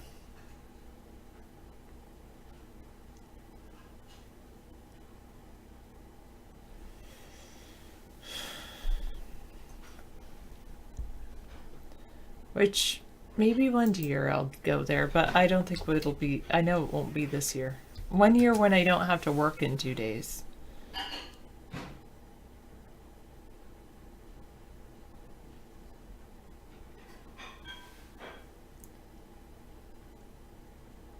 Yeah, that's a good point, Bangalitis. People shoot their guns on New Year's Eve. It's dangerous to go outside. Okay. That's a good point. But I'm not ever going on a date with you, Big Mama Kush, so I won't be enjoying all the fine wines because I'll be never going on a date with you. You need to find a woman that enjoys wine. Go hang out at one of those wine tasting places and say, ooh, single ladies. Are you on a ladies, you see a group of women and be like, oh, you're on a women's wine venture? Can I get your phone numbers? We can do another venture.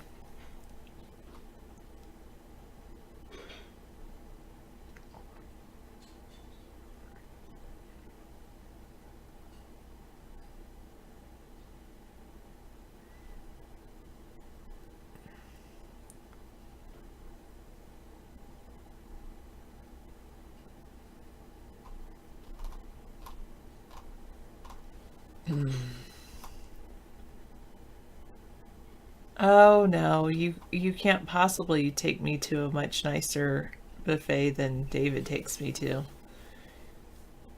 Even though I did lose the chef at one of the buffets I went to previously, I heard she left and is majoring in graphic arts now.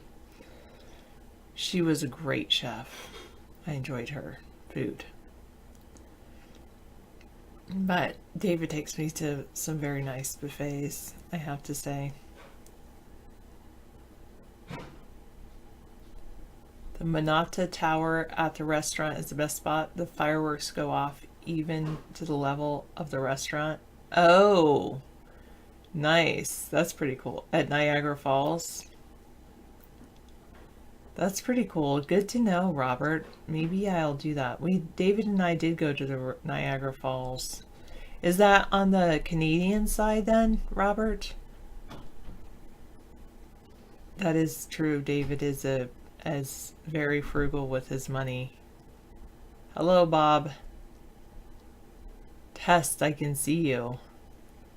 I like your little holiday tree is still up. Or is that a holiday? Yeah. Looks good. Nice. I still have my holiday, well, we call it an environmentally friendly Christmas tree. We didn't cut down any trees to make it. It just took all the branches from our, that blew down. No, I'm not taking any phone calls, CS 1177. You'll just have to type in the room. David might take some phone calls later, but I'm not taking any phone calls right now.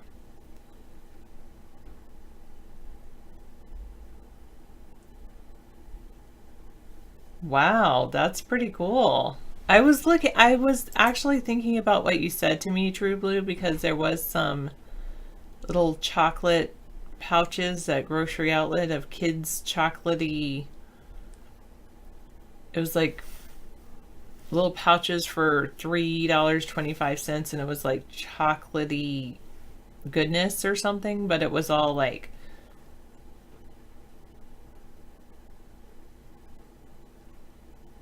it was like elixir, like good stuff.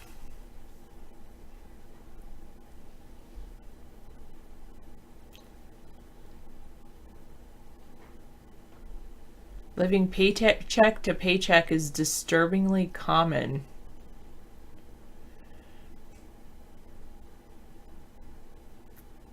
doctor that was exposed to Ebola has been brought to the USA.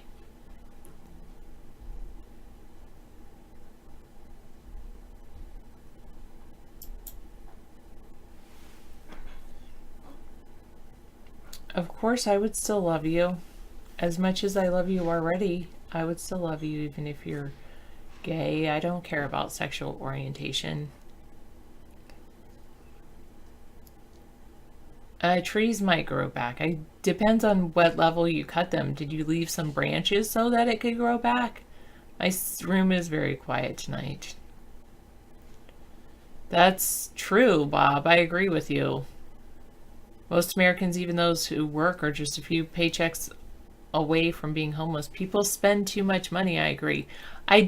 So over break, one of the things that I did is I looked up, of course, Big Mama Kush. I looked up two different things. One, my brother told me about this.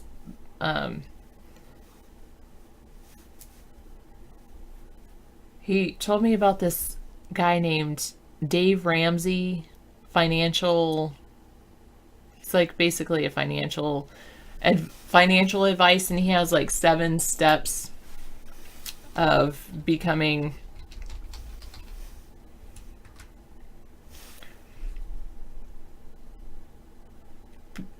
Learn to budget, beat debt, and build a legacy. It's like, you can be a millionaire. And he starts with, here, I'll show you all.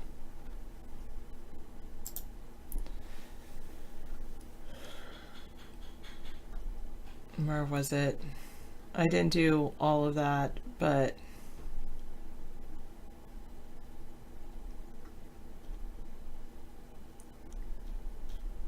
I just did his first, like, getting started. I looked at that. Get started. The basics.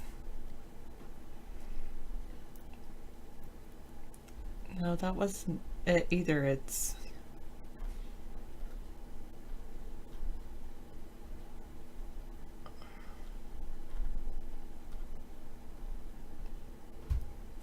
Oh, 7-day jumpstart. 7 baby steps. There you go. His 7 baby steps to become debt-free. I got debt-free, I agree, at like 25 or even earlier. I met David and I've been debt-free ever since I met David. I was never really in debt. Yeah, he's trying to make money selling his programs to others. But these, I like look at them all and I'm like, oh, I have already done all of those things. Save $1,000 to start an emergency fund. Pay off all your debt using this debt snowball method. Well, if you can just be debt free, that's good. But if you need to learn that, then you can do that. But I don't have any debt, so I skipped that. Save 3 to 6 months worth of expenses for emergencies. Invest 15% of your household income into Roth IRAs and pre-tax retirement funds. If you can, max both of those out. Not just 15%, but if you can max those out, that would be good. Save for your children's college fund. A 529 plan would do good for that. Pay off your home early as quickly as you can. And that was good. There was another one I saw. It was like 15 steps, and it's just like, don't worry about what other people were doing. And then somebody on the show told me about, you paid off your car and student loans, and a Roth IRA is post-tax. I'm still thinking of putting money in a Roth IRA versus a traditional IRA, and I'll tell you why. Even though I could probably benefit from the pre-tax, but the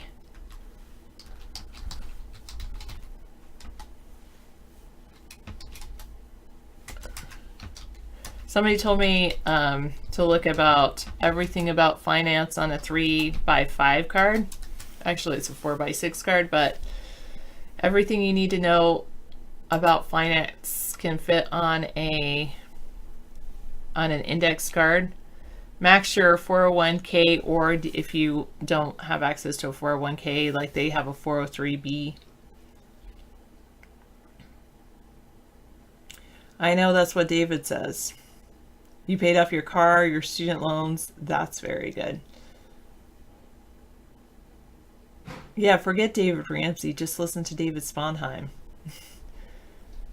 The cost of raising a child today. That's one reason I don't raise a child, because I know once a Dave, always Dave. Same Dave. The way to save is with Dave. All right, this one was very good. Buy inexpensive, well-diversified mutual funds, such as Vanguard, Target, 20-something funds. Never buy or sell an individual security. Chances are the person on the other side of the table knows more than you do about their stuff. I don't really know, Bob. David's more about saving rather than making money. Save 20% of your money. Pay your credit card balances in full every month. Maximize tax advantage savings vehicles like Roth, the individual self-employed plan, or 529 accounts. Pay attention to fees. Avoid actively managed funds. And then the last two are kind of like maybe if you need that. How did David save if he never made any money? I didn't say he never made any money. I just don't know the most money David's made in 1 year. You're president of your first junior achievement company when you were 13. Nice. David was treasurer for his ASB or something like that. You do need to make money to save money. I haven't looked into the Vanguard ones yet, the well-diversified mutual funds, but I am going to look. But so that's what I've been doing, is looking at like financial planning advice over the break.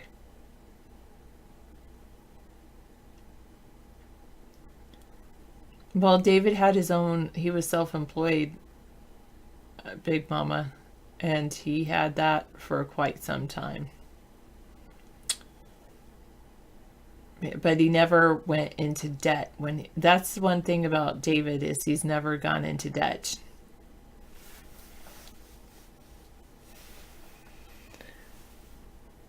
Some people say you need to go into debt to make money, but David's never done that.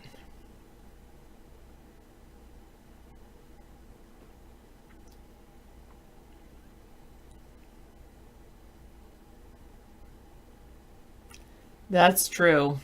You're right, Bob. Same thing for him. He can't get my Social Security payments if we're not married, because we're not married. So that's the only thing. He would want to marry me for my Social Security, Bob, versus the other way around. My advice to women: get to a point where you're financially secure without needing to marry a man. Actually, that's my advice to everybody. Be financially secure without needing to marry anyone. Which I think is pretty good advice.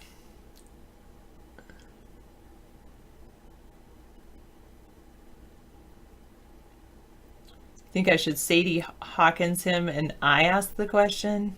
Hello, 418. All right. No, I'm not ready for that commitment, and I'm just not ready. Really not ready. Oh, wait, I have a couple of messages.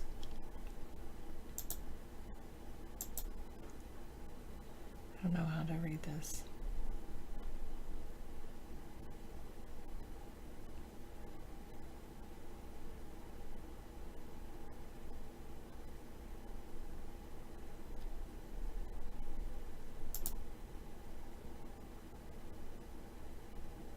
Oh, does David have one of those open? I'll leave that open for David for later. Thanks, Scissor Fight. Yeah, I understand what you're saying, Bob.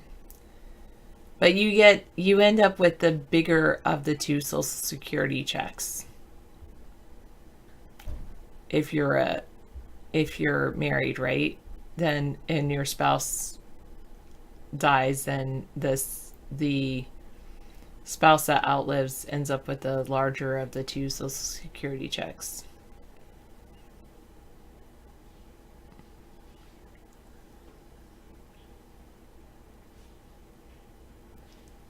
All right, thank you, Robert.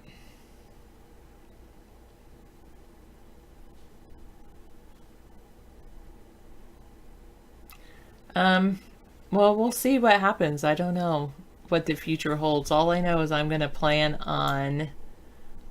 plan on doing my own investing and see what happens. I think it's really wise, and I think David's really helped me not go into any debt ever, which is really good. The only time I think I've been in some debt is when I forgot to pay off my Christmas gifts. Like, usually I pay off all my credit card debts the following month, but a few years ago I forgot to pay them off right away. And it's not because I didn't have the money, it's because I simply forgot. I got too busy with work and things like that. That's true, Roy. You owe hundreds of thousands in debt, but you're worth tons more. Why don't you use the tons that you're worth to pay off your debt? Why do you choose to stay in debt if you're worth more than that? I don't understand. Are you saying that you're worth more because your ability to work? Why pay it off? Why have it? Because if you did pay it off, then you wouldn't be paying the interest on that debt. And interest on debt is always more than what you can make from that money. Good job. Well, I would say it's a good idea to have at least one credit card, CS1111. CS1177.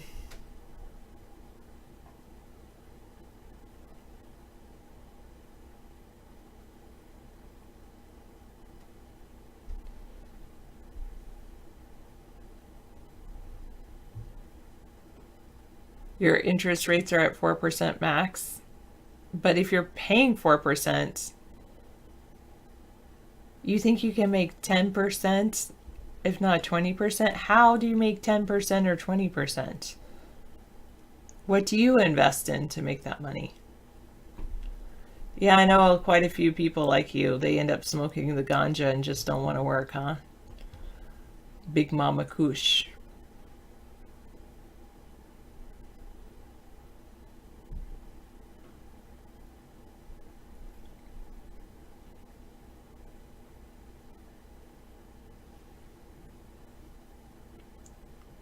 Oh, you've invested in houses and commercial property. Okay, I should talk to you, Bob, because I do agree with that. So you're a landlord then?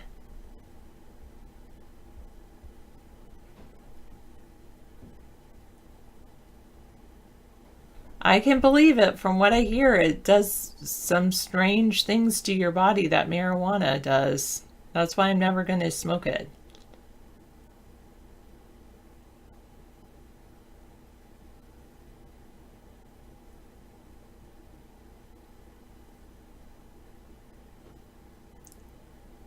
Good point. The housing market has gone up. That's a good point. All right. I hand it to you there. You're right there. I have thought about looking into property, but I don't really think I can afford property. You would advise me to take out debt in order to fund property, but I don't want to be in that position.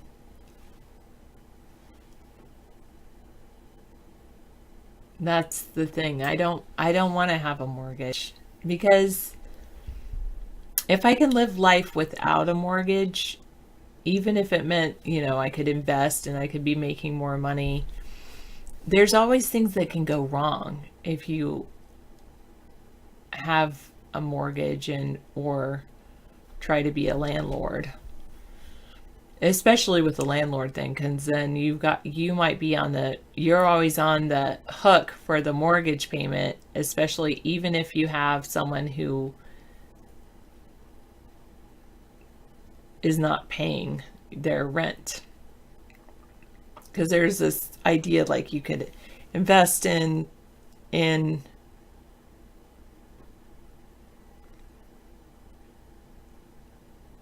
yeah, you got a good point, Bob. Or instead of Pedro, you could say John, the high schooler. Wow. This is me without makeup. I'm not wearing any makeup, just some lip gloss tonight.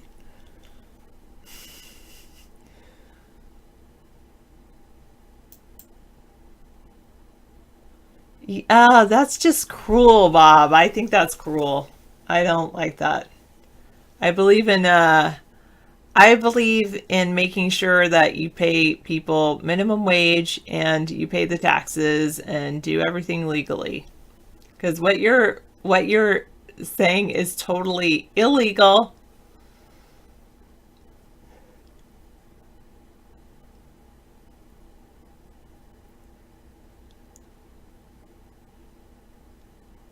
Yeah, see, Big Mama Kush says that he tears up rental properties, completely trashes them, doesn't pay his rent for months until they beg him to leave.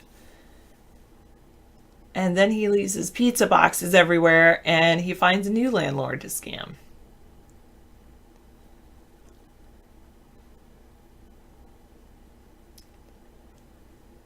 Thanks, True Blue. Your friend is a THC expert. He warned you hemp CBD is okay. THC intake levels can be dangerous. Only take THC at really low levels. Yeah. I have heard CBD oil is good for people, but you're right about the THC. That's what gets you high. And yeah, I don't want that.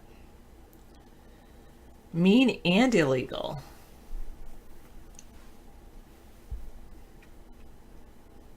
Yes, we do still stream on Vaughn Live.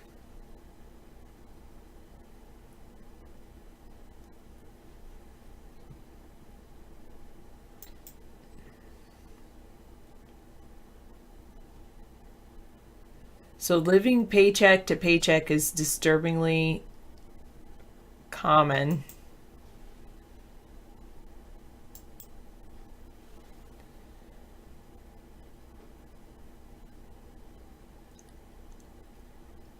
Hello, Misanthropy. Inescapable, constant stressor, sees no way out. Professors, real estate agents, farmers, business executives, computer programs, store clerks all have that in common. Well, none of them are immune to the harsh reality of living paycheck to paycheck, according to dozens of people who responded to a Washington Post inquiry on Twitter. Millennials, Gen Xers, baby boomers, all kinds. They work in big cities, rural towns. They've tried to save, but rent, childcare, student loans, and medical bills get in the way. The big thing is medical bills. National data on the paycheck-to-paycheck experience is flimsy, but a recent report from the Federal Reserve spotlights the prevalence of extra-tight budgets. 4 in 10 adults say they couldn't produce $400 in an emergency without sliding into debt or selling something. Wow. That is really important to save $1,000 in the emergency fund. Everybody can do it in 1 year.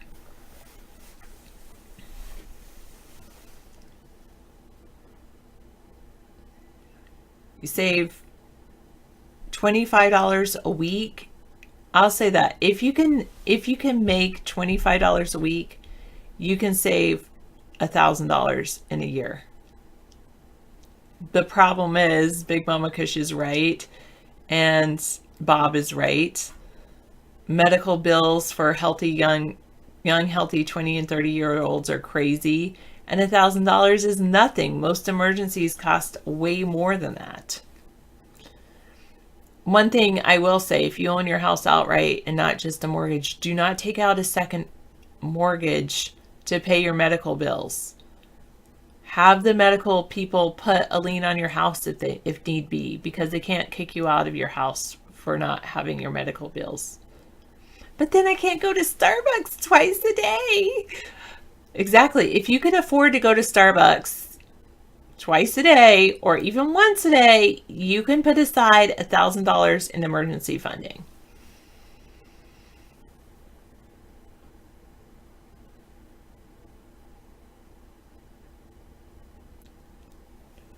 Part of me has thought about,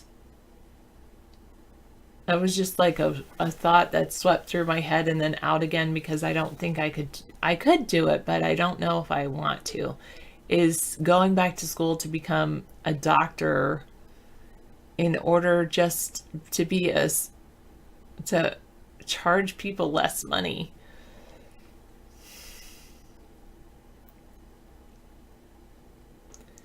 No, what I would not do, I would never endorse a reverse mortgage. I would never ever suggest that to people. I know reverse mortgages are basically, a reverse mortgage basically gives you the money that you've built up in equity in your house, and you don't get to live there. I mean, you get to live there, but somebody else owns it.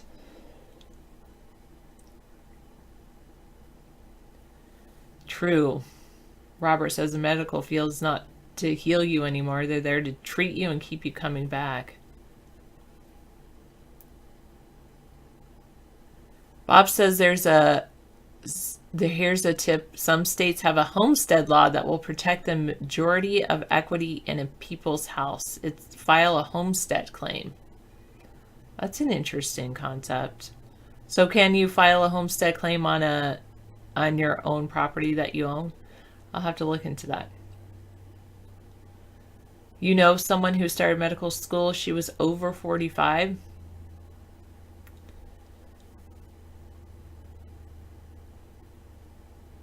That's how David is, Ghost. You've learned to live with pain should you need to. You don't run to the doctors for meds or anything, really.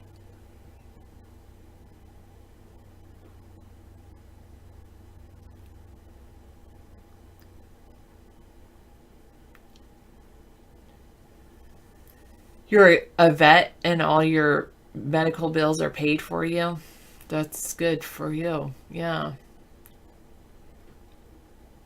So the partial government shutdown has touched off a heated discussion on Twitter about what it means to get by in the United States. Even brief income lapses can spell disasters for some households.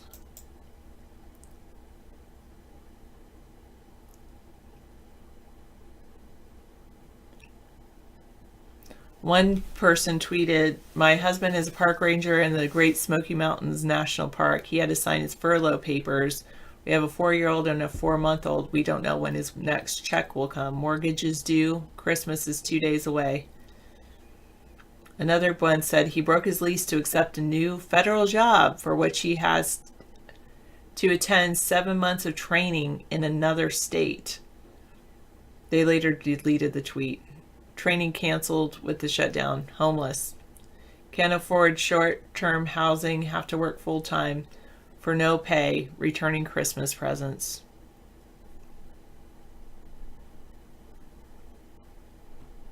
Shutdown stories took off. Online Representative Scott Perry suggested last week that a gap in wages wouldn't be so bad. He's like, who's living that they're not going to make it to the next paycheck? Ironically, a lot of people.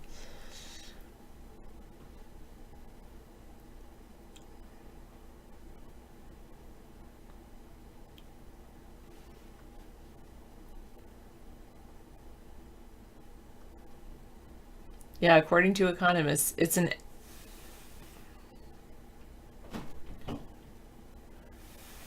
it's astronomical what people need just to make it month to month, said someone at the department, a former chief economist at the Department of Labor, who now studies how middle-class families spend their wages at an Economic Policy Institute, a Washington think tank. Given the high costs of transportation, housing, healthcare, there's often no wiggle room.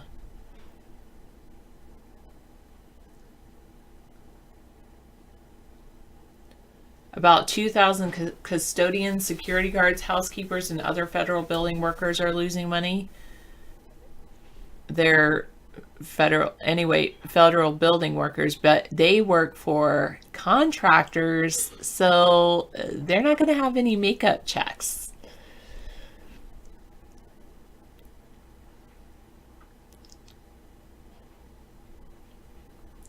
Is a list of all the pay salaries. That's pretty good for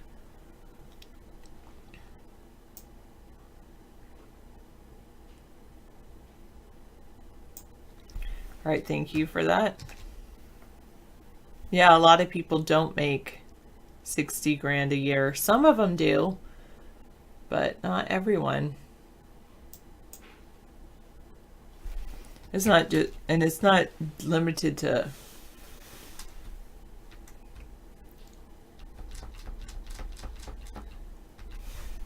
just federal workers.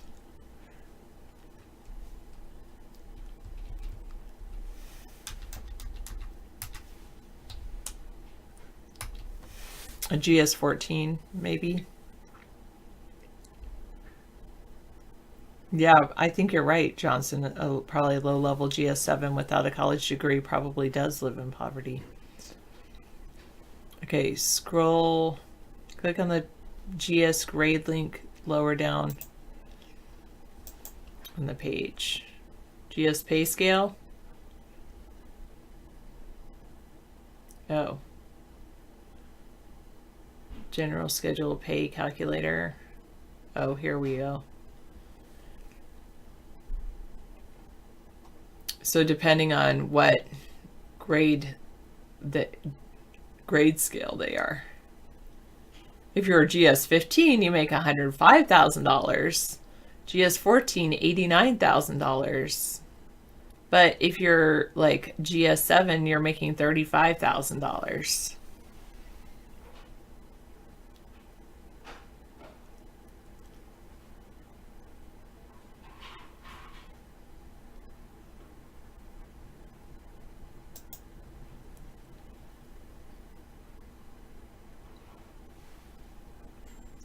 Right. Oh, the point is David thinks museum and forestry workers make over 60 grand a year and they don't.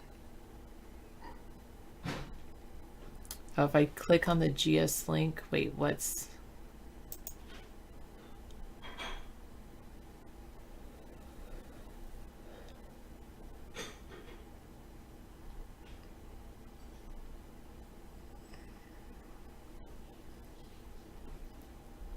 Oh, here's the different ones. Clerks. Okay.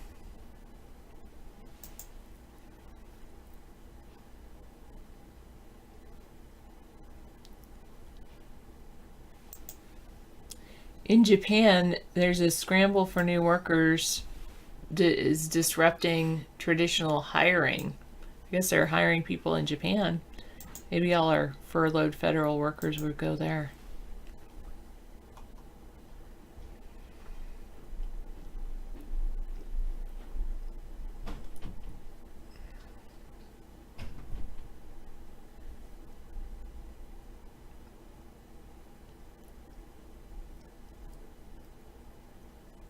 Competition for workers is growing in Japan with the Japan's shrinking labor pool.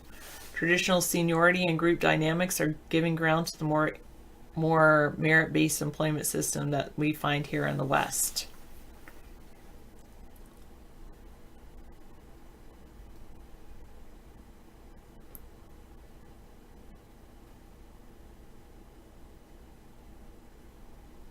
Yep, seniority-based pay and lifetime employment are relics of the past.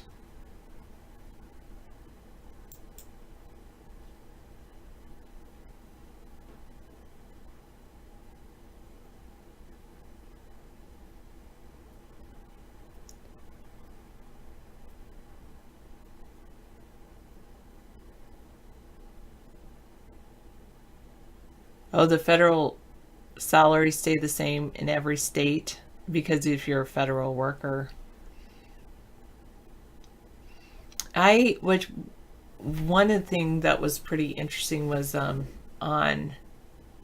was talking to these people at the tribal casino that I go to sometimes, and the waitresses at that buffet, they get paid the federal minimum wage, which is less than the state minimum wage.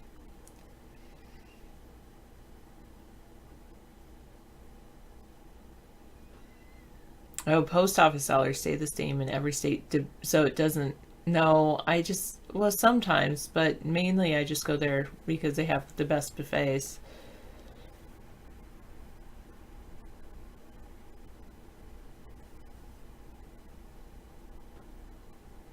Oh, that's interesting. Post office salaries stay the same in every single state, so it doesn't vary on cost of living.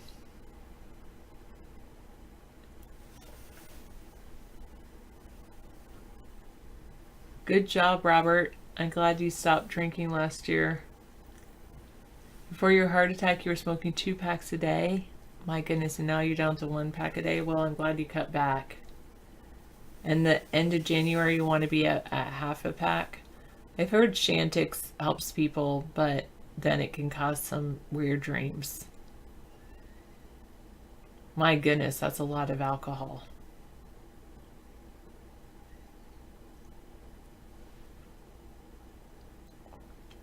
Yeah, exactly, Jacket Pockets.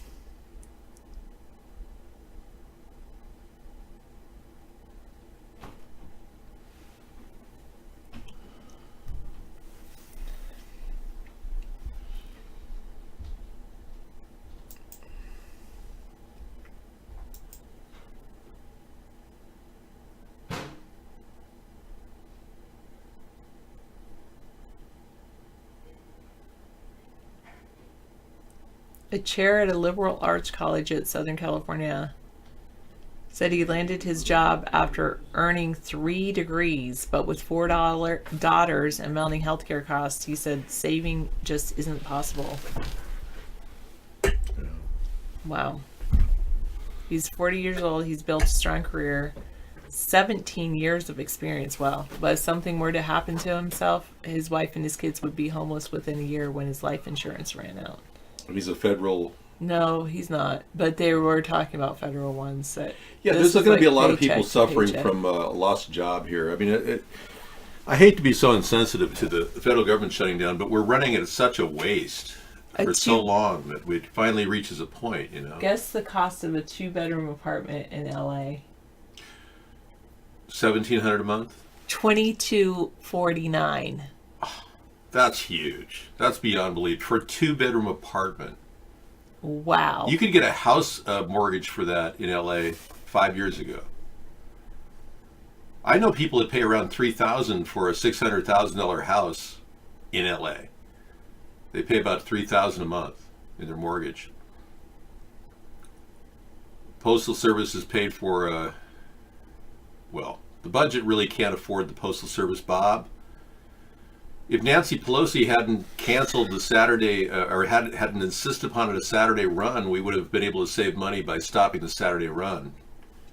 But we pay $7 billion extra for the USPS, and people like Jeff Bezos are really capitalizing on that. And I brought this up before Trump did, and I think Trump needs to continue riding that issue. We came up with an idea today that possibly open up all carriers to first-class mail and whatever, junk mail, whatever it takes, so that USPS doesn't have to shoulder the burden of junk mail. I think we're wasting a lot of money on junk mail. You're not allowed to use Lot Lizard's thing here. I'm so sorry. Yeah, we don't allow Lot Lizard in the room, True Blue. I'm so sorry. Yeah. Well, I saved you a couple pieces of cake, so or pie thank you. rather. Pie. Oh, you don't want them? I finished what I wanted. I wanted you to finish the final taste of these great pies you made. Okay, good. I probably will finish the fruit salad too. Go for it. I had a little bite of that, but that was great fruit salad. Really good dinner. We're Yeah. still eating it after 3 days. Yeah, the Christmas dinner that kept on giving. Thank you, Sarah. Awesome. Yeah, that was really good. We need to cut corners and cut costs in government spending, and if this shutdown shows us who's necessary and who's not, that might be a good thing. Yeah, let's see how bad the system fails, because our oil system is private. Our electric system is private. Our water system is run by municipalities that are fairly secure. Yeah, I always savor a piece of, especially since it's her pie. I mean, hello. I'm not going to take the last bite. That would be selfish. You could if you wanted No, to. it's okay. The best You're pecan really pie good. I think I've ever had. It bar is none. really good.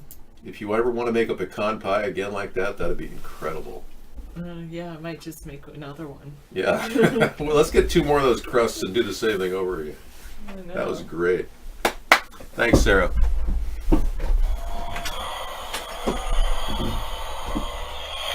Wow.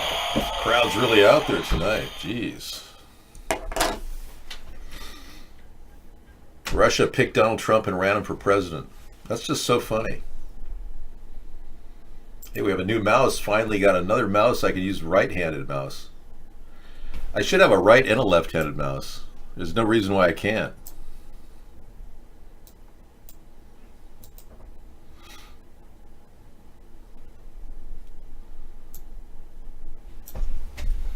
All right. Let's get started. I mean, we got a full 1 hour ahead of us, so we have to at least get ready to talk. Let's talk to you in the chat room. Arrived surprisingly early, and yes, thank you for coming in. I know, watching the show can kind of, especially Sarah, she's a very relaxing person. She makes people calm. And hey, you want to move to Vermont and get $10,000? Last spring, the state said it would offer 10,000 remote workers who put down roots in Vermont. Do you want that money? Then get your application ready. Wow. Move to Vermont, get 10 grand, everybody. That's not a bad move. On New Year's Day, they accept applications. So as soon as January 1st comes around, you could be the first to drop that little application in there and move to Vermont. The state will begin, the grants will be given out on a first-come, first basis. Is it a scam? Really? Oh. According to an agency on commerce and community development spokesman, Nate Marlery, Burlington Free Press, I mean, that's affiliated with Bernie Sanders' wife, I believe. The plan approved by Governor Phil Scott in the legislature last spring sparked widespread interest and lots of social media jokes about craft beer and cold weather. I don't know. Could be real. The question is, do you want to live near Squeaky Fromm? You know, I think Charles Manson's ex-girls are living there in Vermont. Yeah, Charlie's girls. Yeah, I don't really want to live near Squeaky Fromm. I know, I'm not trying to negate the whole state of Vermont because they live there. It's also a home to the MK Ultra agent J.D. Salinger. Before he died, he used to live there. Yeah. Yeah, people didn't realize J.D. Salinger worked for the MK Ultra program. He wrote Catcher in the Rye. And everybody who was assassinating people in the 80s and 90s were all reciting his words. If that is an indictment of the MK Ultra assassin program, I don't know what is. No, we can't drug test Bob. It takes too much time and effort. Welfare is something we're going to phase out with my plan of $400 a month. Even you collect if you want. Anybody can collect it. I want to lower the stigma of getting EBT. So when you go to the market, you don't feel like a lesser human being than the other guy because you've got an EBT card. You know what I mean? You have an EBT card, Bob? Really? It does not take seconds, and it's costly. Have you seen the kits? They charge like $125 for that. Are you going to foot the bill for drug testing for welfare recipients? This is going to phase welfare out. Trump doesn't have a plan to do that. I do. Anybody who wants to get money could get money. This way, families with multiple welfare recipients, like a mother and a daughter's daughter and kids, everybody over 18 or over collects a $400 checks and pays into the family budget. It helps people learn money handling. Welfare is a failed model. It doesn't teach people money financing or any type of monetary control. This teaches monetary control, pride in saving, getting the right things for the money. This teaches budgeting. I mean, welfare doesn't teach anything other than how to buy a Cadillac on the government dime. Cadillac they can't even buy a Cadillac anymore. They don't make Cadillacs, right? Cadillacs have been canceled. General Motors stopped making Cadillacs this year. I believe so. If people can't afford kids without government assistance, they shouldn't be allowed to have them. I'm sorry, but we cannot tell people what they're going to do with their bodies. You want to take away our rights to our bodies now? Shut our free speech down? Do you want to just turn into a totalitarian police state and salute to Vladimir Putin? I mean, hello, this isn't communist Russia. You're in America. We have freedoms here. Our body is our most sacred thing. I mean, the Fourth Amendment protects you from an unnecessary search and seizure. And I believe that includes full body cavity searches as well.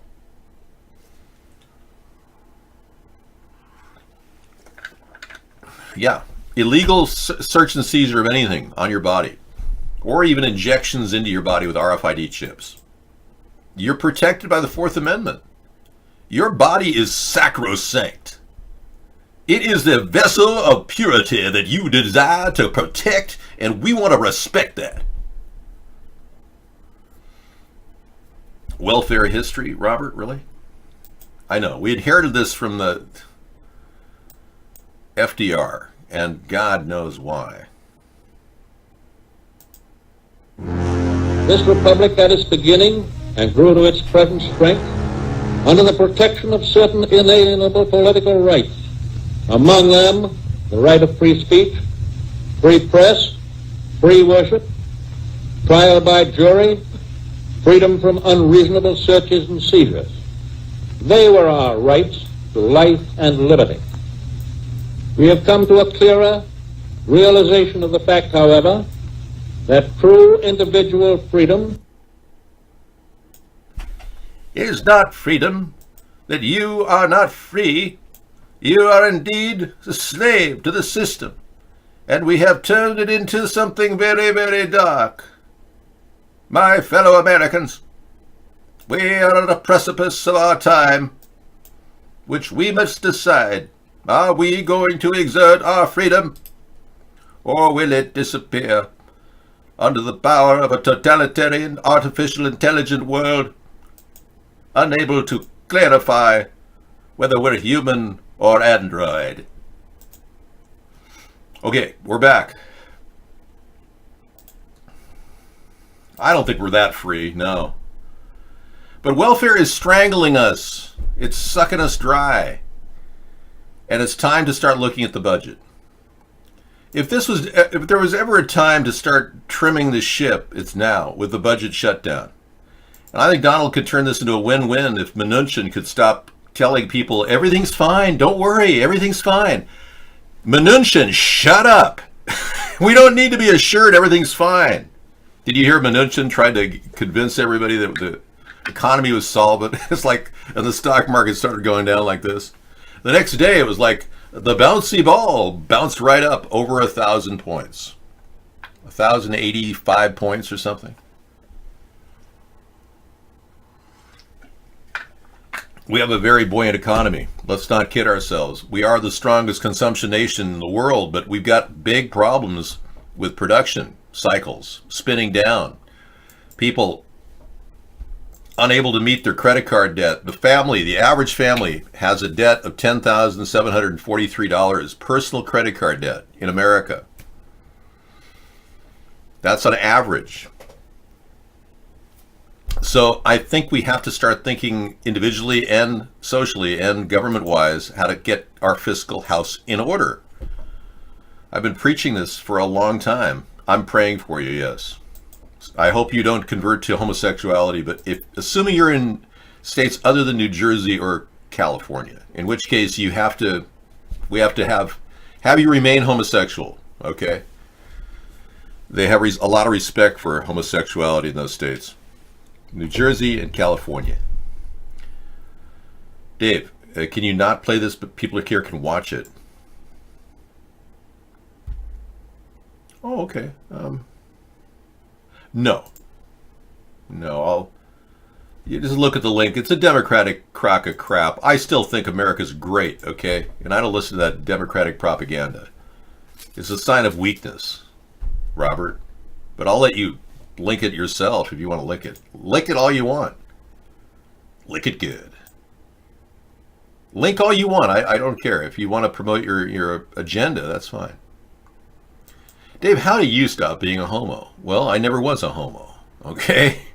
That for one is a big starting point.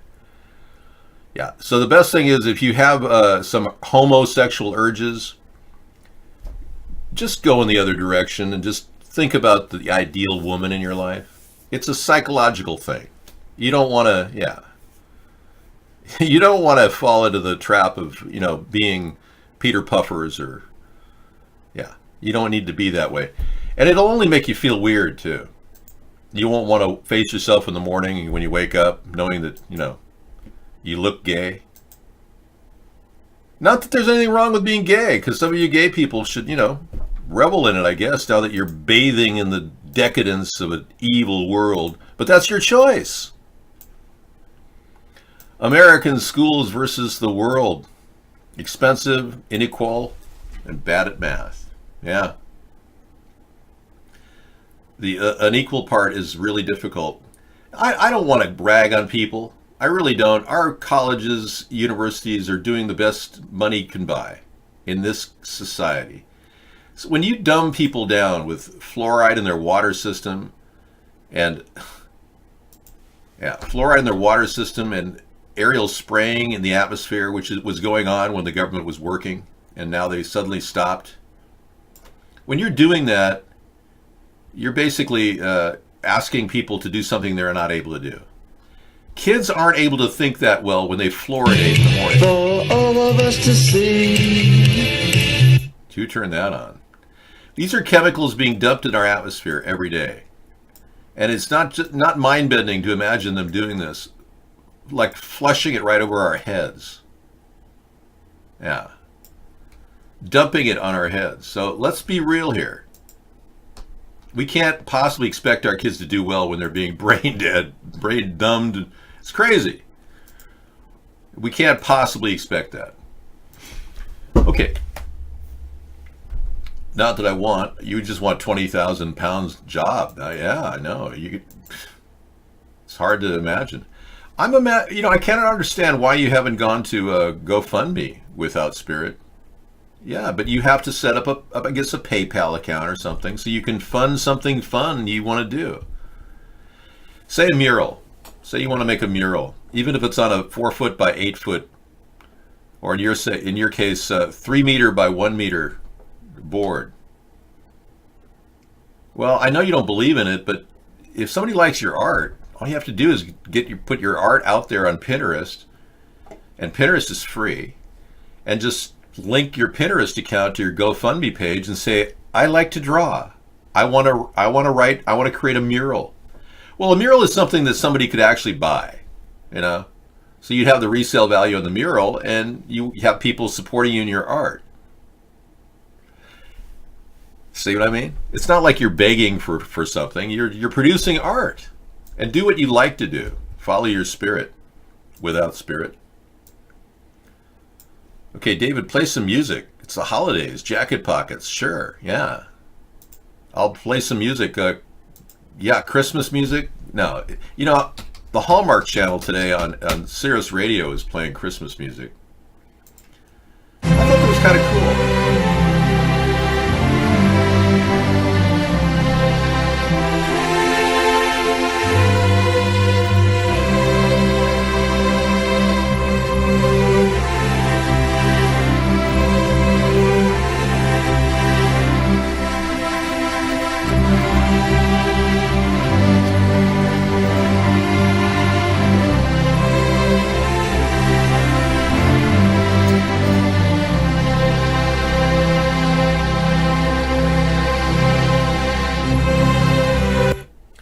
Yeah, dearly beloved, we are gathered here at the Sustainable Saturday Show. I used to call it the Anti-War Rally Show, but we stopped war, thankfully. And I'm very happy about that. And I don't even have to be a hippie to do that. We stopped war. We're doing great. Everything's working for us. You got to admit, this new look is fantastic. Yeah, I think it's been really fun. We ended the war in Syria, and we were pulling 7,000 troops out of Afghanistan as soon as Donald gets the order written. Yeah, and I think there's talk about leaving Iraq eventually, but we're not ready yet. And by the way, the Pentagon is pissed off. They didn't get a request for the withdrawal from Afghanistan, but they are waiting for it from the State Department. Thank you. Yeah, so peace is upon us, everybody. We can now talk about building a sustainable economy. One where we lean heavily on renewable energy solutions and on the possibility of I don't want to be the train man from The Matrix. I'm actually all the characters from The Matrix. You are the one, Neo. I will work on that. I'll try to get crooked teeth next time. They sell fake crooked teeth. I could put those in. America's under attack and cannot be denied. Well, I agree with you there. But isn't it great that we don't have any chemicals? The government is so evil that they were charging us for the chemicals they were dumping on our heads. And now they aren't. So the reason why you're starting to think more clearly right now is because you're not actually being controlled. That's right. Mr. Anderson. Mr. Anderson. I see that you know everything, Mr. Anderson. You have it all under control. Okay, so we're going to look at this now. Now pay attention here. This is from a mainstream news source. Channel 4, WWL. See the CBS logo. This happened in Louisiana 18 hours prior to the Con Edison Astoria Borealis show in Queens. Someone hit it. Someone cracked into it? Oh no.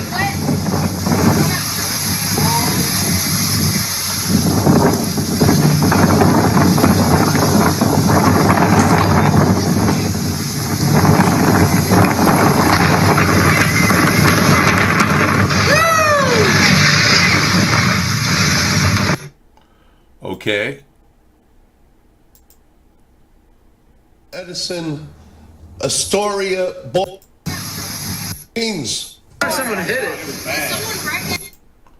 What is that that light there hovering over the top there? What is that? A light? Yeah. It's just a light. Standard light. That's not some hovering vehicle flying over. Yeah, that's just a standard light it's closed in on, and then you see the blow up of the... It's a lamp, yeah, it's a street light. Yeah, thank you. People thought it was a UFO. That's right. Thanks for saying that, Jack in Pockets. China does not like President Trump. Why? Because he's putting America first.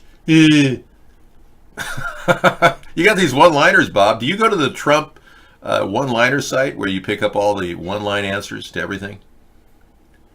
Answers you can recite without spelling errors. This happened 18 hours before Con Edison? Really? Okay. All right, we'll play that later, okay? I'll play it now. Let me play it now.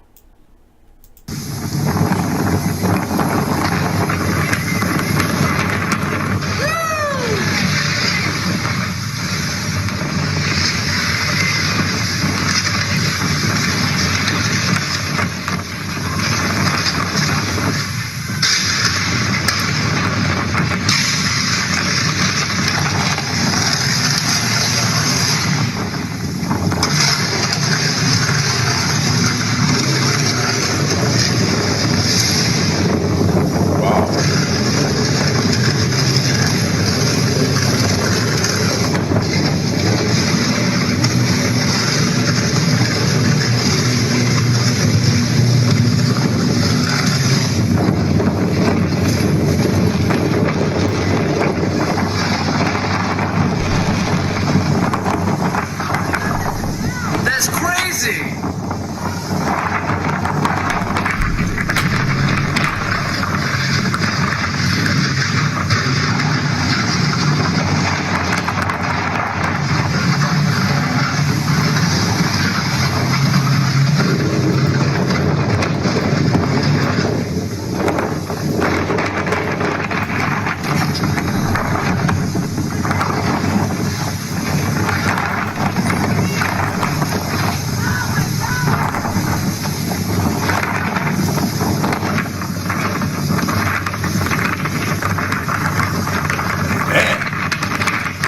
Holy crap!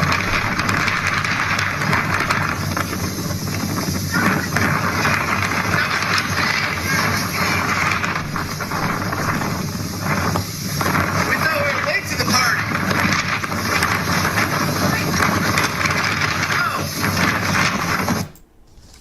In my mind, if you have the magical ability, the superpower, this magical superpower of being able to trust your own eyes, you should be able to correctly surmise that something is seriously wrong, that something is seriously askew. Right. The powers that should not be are making jokes about, aliens.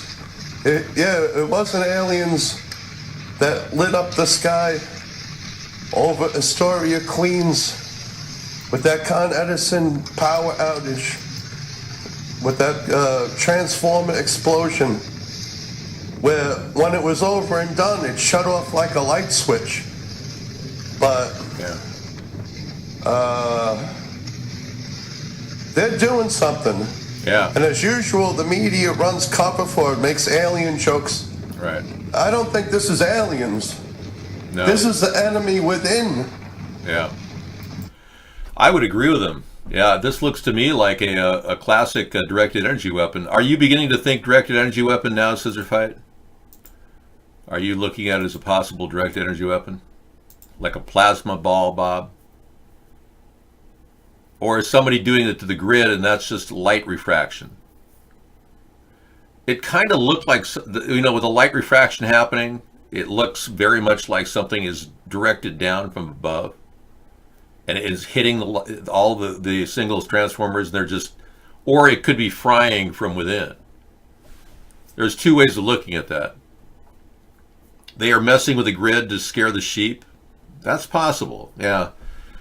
And this alteration of the grid could have happened even at Paradise Campfire fire, where I think a lot more than 88 people died.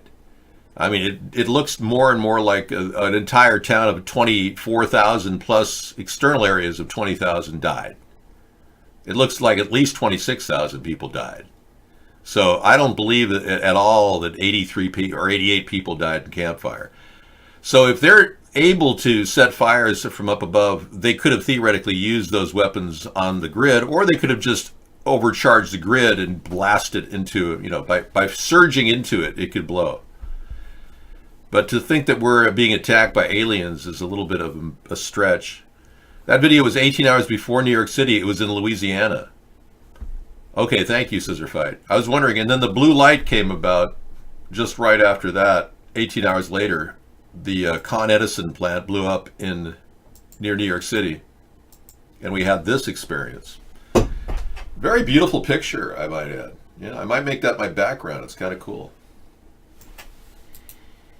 Yeah. People are willing to give up their rights to feel protected. Yeah, that's the trade-off people have. Security versus freedom. It's true. Yeah, people have truly become powerless too. Our government has become no longer ovened by the people; it's ovened by the corporations, and that's a simple fact that we can't ignore. The two parties are therefore completely bought off, and you might as well toss them because they don't have any effect anymore. Corporations have their evil tendrils dug deep into the corporate structure of our political system, the two-party system. So we've got to get a new party built that is not willing to suck up to corporations for money, and written in our bylaws. Yeah, so we're going to, in order to get accountability from these corrupt people, we're going to have to build a new political party that's almost invincible and unbribable. That's super important. Otherwise, you get corruption just like you have in every single political structure in the world. Whether it's socialist or communist form of economics or capitalist, it's corruptible. That's the problem. They're all corruptible. All of Marxist theory is corruptible too. And Marx didn't really take that into account. He understood the nature of the monarchies and the bourgeoisie over the proletariat. But he never thought that the proletariat would be willing to, become crisis actors and make $1 million on a GoFundMe page. They're buyable too. That's the reality. Yeah.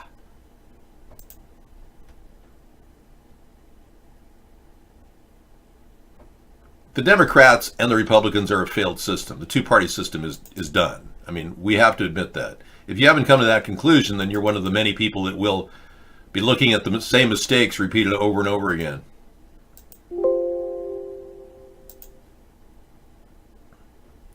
Okay, I'm putting this in backgrounds. And we'll put this in, I guess, NYC Blue. It's a good name. Okay, and I'll bring it in.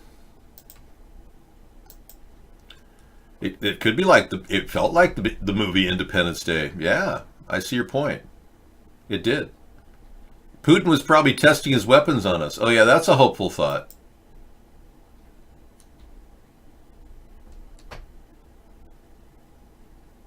Huh.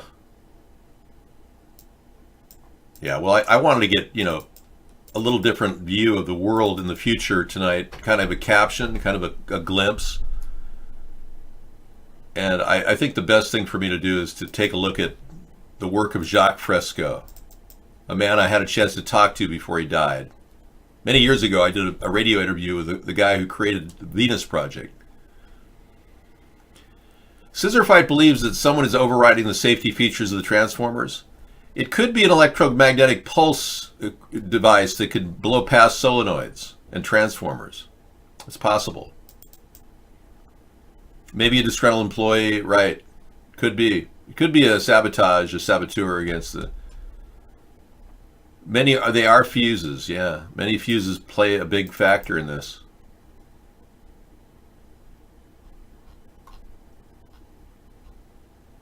Well, it's all possible. We've got this idea of directed energy weapons came out as a result of Tesla many years ago, and they may have used a directed energy. It could have been an EMP because those are invisible. They may be testing EMPs out just to see how fast they can blow with a directed beam. They're making portable EMPs to knock drones out of the air. That's a new anti-drone capability that's being developed. Yeah, I've heard about this. New York.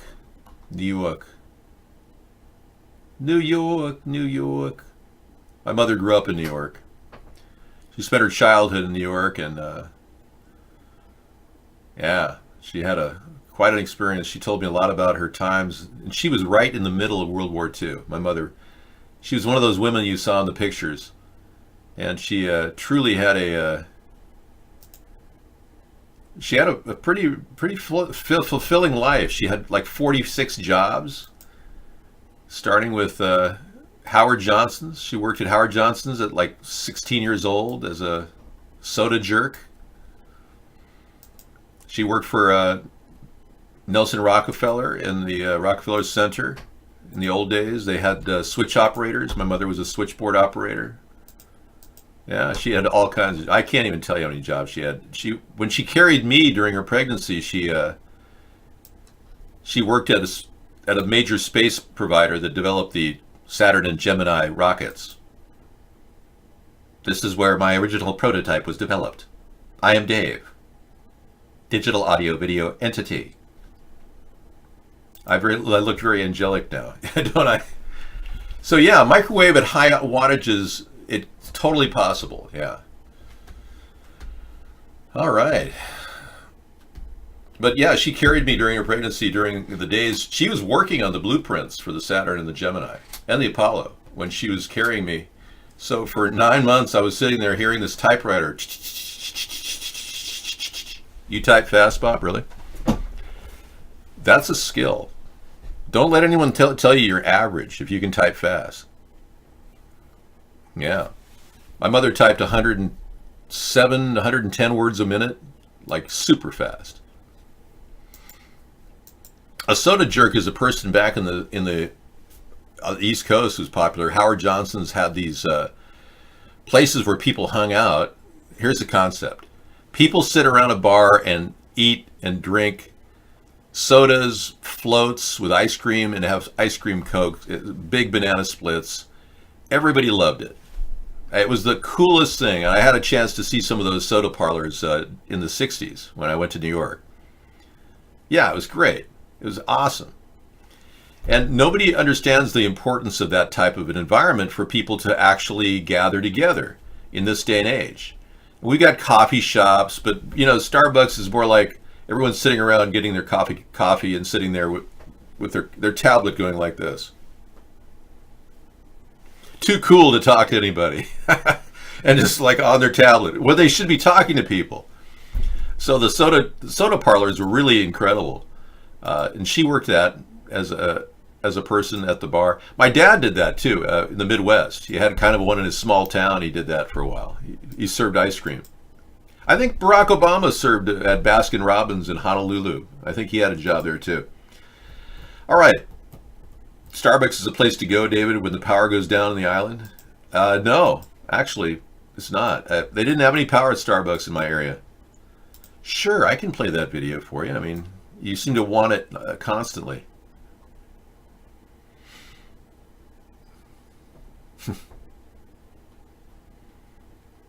Yeah. So the apocalypse is upon us in your minds. A lot of people think that we've got some very major things happening. Somebody pasted this up of me in the background. The future Dave walking the streets with my 9mm and my rope, ready to scale buildings.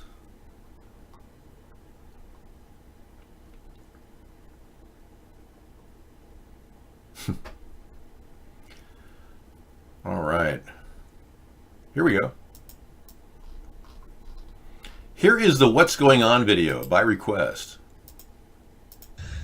Hey, do you ever wonder, like, what is going on? I mean, like, do you ever, like, wake up or do something and you're just like, what the fuck is going on? I know. I hear you, buddy. It's not easy being you.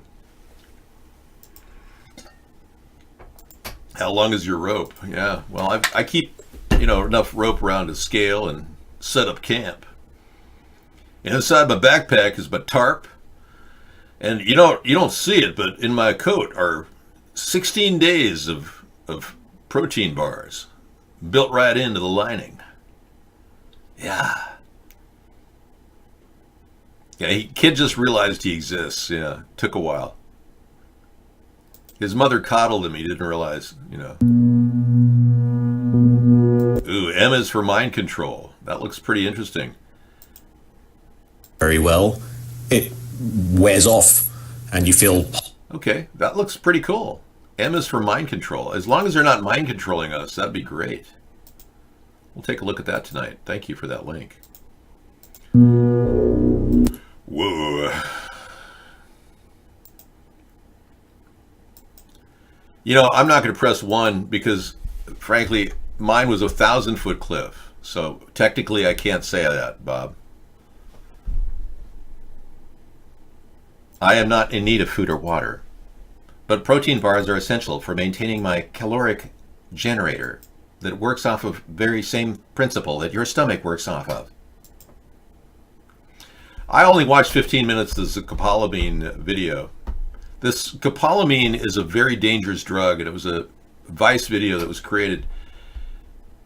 I cannot possibly tell you how messed up that was. And we started seeing people talk about it in a favorable way. And I didn't want to influence anybody in the show thinking that, oh yeah, scopolamine is really cool. Yeah, no way. And you know, Vice is kind of loose that way. Yeah, I don't know where you can get it, but I can tell you it's super dangerous and I wouldn't get near it. Well, I don't think it is covered in kerosene, but thank you. Job turkey. What you doing talking about my rope like that, man? Y'all know that my rope is my private business. Hi. We don't know what happened to Shaq. He looked like a wax dummy. We're not sure. He was frozen, but it was weird. It was really, we saw that picture of Shaquille O'Neal frozen on the set for about 2-3 minutes. I don't know who'd cover a rope with kerosene, unless you're planning on, you know, setting something on fire. That's a terrible thing. Yeah, yes. We're going to be talking about the 2018 year in review. I have not read this article. I suppose I should read it before we actually get to the point where we talk about it. It's been a pretty weird year. The births, the deaths, the tweets. Yeah. Okay, he wrote the year in review, this guy. The only answer to our political problems is for me to do nothing. Senator Ben Sass. Is America irreparably divided? The question is unavoidable. I hear from some of it daily from hog butchers, school teachers, and Jake Tapper. I mean, who cares about Jake Tapper? Promised what? A promise to the American people, Senator Chuck Schumer. What? Oh, this is a Huffington Post crap. Oh, no, I can't. There's got to be something better than that. Can you sing us some black hymnals? Negro spirituals? No, I can't. I prefer to sing those in the shower, sir. Like my favorite. Swing low, sweet chariot. Mama's gonna take you home. Or possibly the other famous song, Mammy, gotta love you, Mammy. Or maybe you go deeper into the dark spiritual roots of African-American history. Would you like to talk about rap? How about let's do the first rap song that ever created by the Sugar Hill Gang. We go hip, hop, to hippity, to hippity, hip, hip, to hop. You don't stop rocking, the band stops playing. Sing up, chuck, the boogie, to the band, the boogie, to bee. Go hee-bop, roo-bop, Scooby-Doo. Guess what, America? I love you. Hey, I will tell her there is a new episode of Black Mirror, except I'm the one who's been watching Black Mirror. But thank you. I will do that. And on that note, isn't that a little racist to call it Black Mirror? Don't you think they should call it White Mirror? I never had sexual relations with anyone at Orgy Island.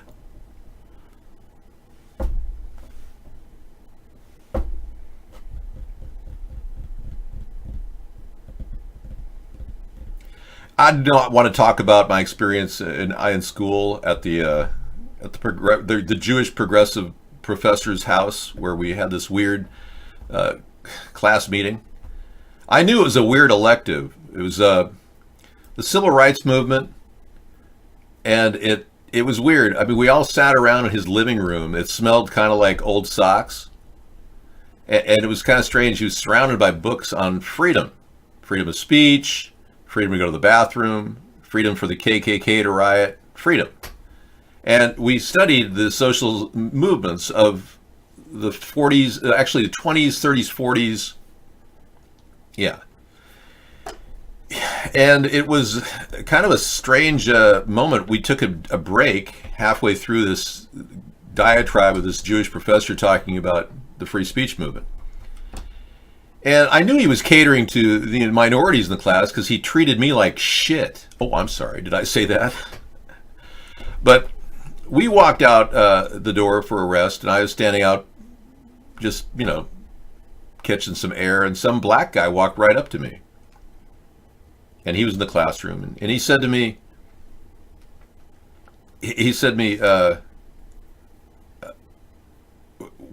what do you know about the civil rights movement? And I said, well, I know that it was a very, very important time in our history, and we all need to look at that as an emblem for all of us to fight for freedom of speech and freedom. And he said, Whitey, you don't know nothing about the civil rights movement. I said, well, if I don't know nothing, that means I know something because it's a double negative. And he looked at me quizzically like, huh? Like you think you're smart or something? And then he turns around and says, what do you think you're going to get in your test, on your paper? And I said, I think I'll probably get a B. I mean, this guy seems like a really hard-ass Jewish professor, And he says, well, I'm going to get an A+. I said, well, how is that possible? How do you know that? Because I bought my paper for $25. Yeah, I was trying to help him with his grammar. And he admitted to me that he bought his paper, and I swear, I got a B on that test, on that paper. I think like a B- the guy gave me. And he got an A+. And I saw him looking at me, glaring at me with a smile on his face, a big grin. It's like, I got you. I cheated, and you don't have any chance, Whitey. How can you aren't going to get anything? I mean, this whole attitude, like I'm some sort of an idiot. Yeah, I think it was a B-. He hated me. No, I did really well. I can deliver I have the paper. It's actually brilliant. It's brilliant paper. I'm an excellent writer. Yeah. The Jewish professor who had white guilt and he hated white people, so he just gave me a B-. He gave me a throwaway grade, and he really prejudiced against me in the class. It's one of the reasons why I chose not to go back to college at that school. And that was in 1988. Yeah, these aren't my real teeth. Let me show you my real teeth. They're slightly different. I have a really nice smile, I think. But people just think that's not really that great. So this makes me look a little bit more natural.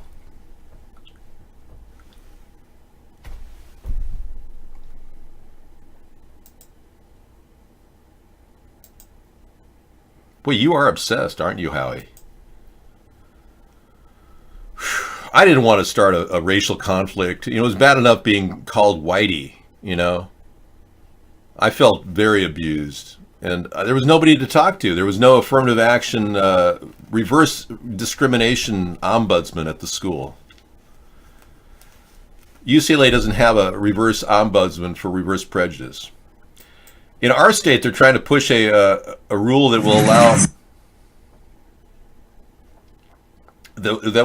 the state to lock in on affirmative action in case Trump decides to get rid of it. Our state in Washington is so liberal that they're going to try to get rid of any chance of affirmative action being taken down. Oh, so Southern California, as seen from Apollo 7. Yeah, that much is true. Look at how great the camera was in Apollo 7. Isn't that amazing? It's too bad they could never get out of the ionosphere to take a picture of the Earth. I know, bummer for them. God, that camera was fantastic. It's a shame they never got out of the atmosphere. No, we don't talk about that show here. No, the Earth is round. You've been removed from the show. I'm your hero? Wow, thanks. But yeah, that's pretty sad that I got verbally abused by a black guy. But that's not the first time that's happened to me in my life. Hi, guys. Hey, Never Lose Truth got more on the 5G surveillance smart city that's evolving around us. She's a little tedious to listen to, but she really, she nails it. You know, she talks about the fact that the 5G network is not tested. It continues to be laid, right as we speak. They're laying new lines and risking our lives. And the studies have shown that radio frequencies can alter our brainwaves and maybe cause cancer. So she's in there trying to, you know, speak for the people. I think that's great.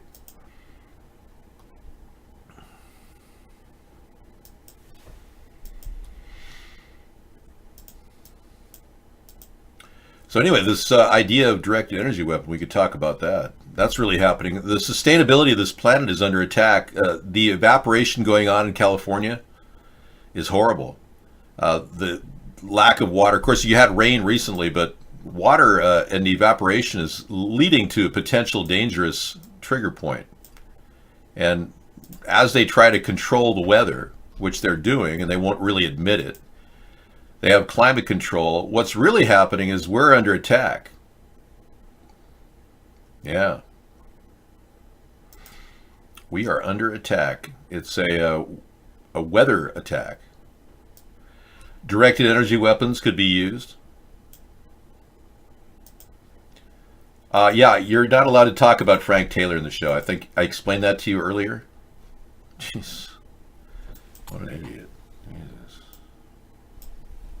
Gotta be kidding me.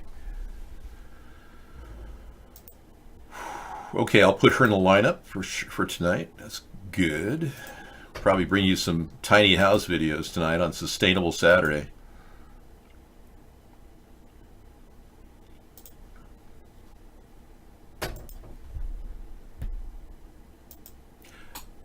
We can't talk about that guy. He's a person who voted for Obama.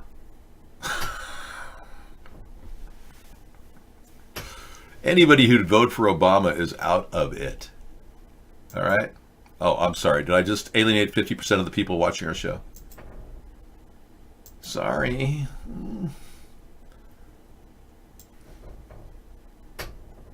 All right. Yeah, we don't talk about other people in other shows. I've had too many problems, people dissing me on a nightly basis. Oh, he's dissed me countless times on his show. It's ridiculous. I never said anything bad about him once, other than that he voted for Obama. Secretary of State Pompeo is to press China concerns in Brazil. Oh, well, that's nice. Trump administration is hopeful that Brazil's incoming right-leaning president will emerge as a powerful ally against China. Okay. I don't really know. Is Trump really going to meet Xi Jinping again while he's creating a plan to go against China in Brazil? Hey, Castle Black. Hey, man. Welcome. Hey, this was the event that happened at the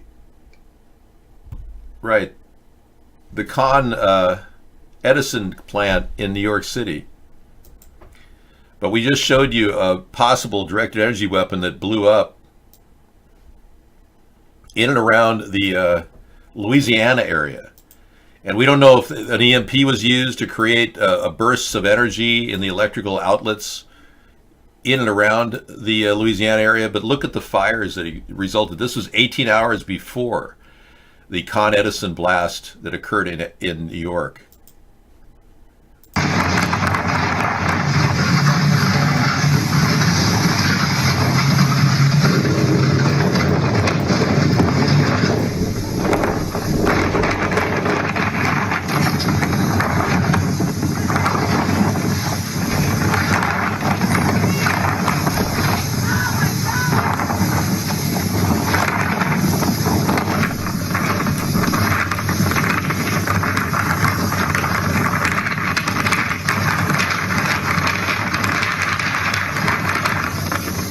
Anyway, it was terrible, and we have video of that. Very good video from Terrible Tim World Order.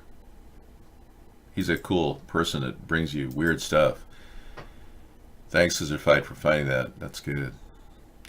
We've got a lot of very weird things that are in our show, and Doug Rowland is a heliophysicist at NASA who answered the phone on a citizen complaint about sounding rockets releasing lithium into the atmosphere. The following excerpt from a recorded phone call is common sense evidence that chemtrails is an accepted term used by NASA scientists to describe deployment of chemicals into the atmosphere. In these chemtrails, there's different kinds of chemtrails, as you probably know. Different trails at night we use and different trails during the day. No, it's been done in the 1970s. It's been done recently in the 1990s and 2000s. Yeah, it's very important we communicate what we're doing to the public. Yeah, I'm glad he did, actually. I mean, he's the only guy. I mean, you look at him, he seems like a nice guy. You know? Look at him, he just seems credible. And he seems like he really honestly just wanted to talk about how they spray chemtrails. And I don't disbelieve this at all. I mean, they probably pulled him from the ranks so he wouldn't accept phone calls after this, but he openly admitted it like it was no big deal. And this story right here.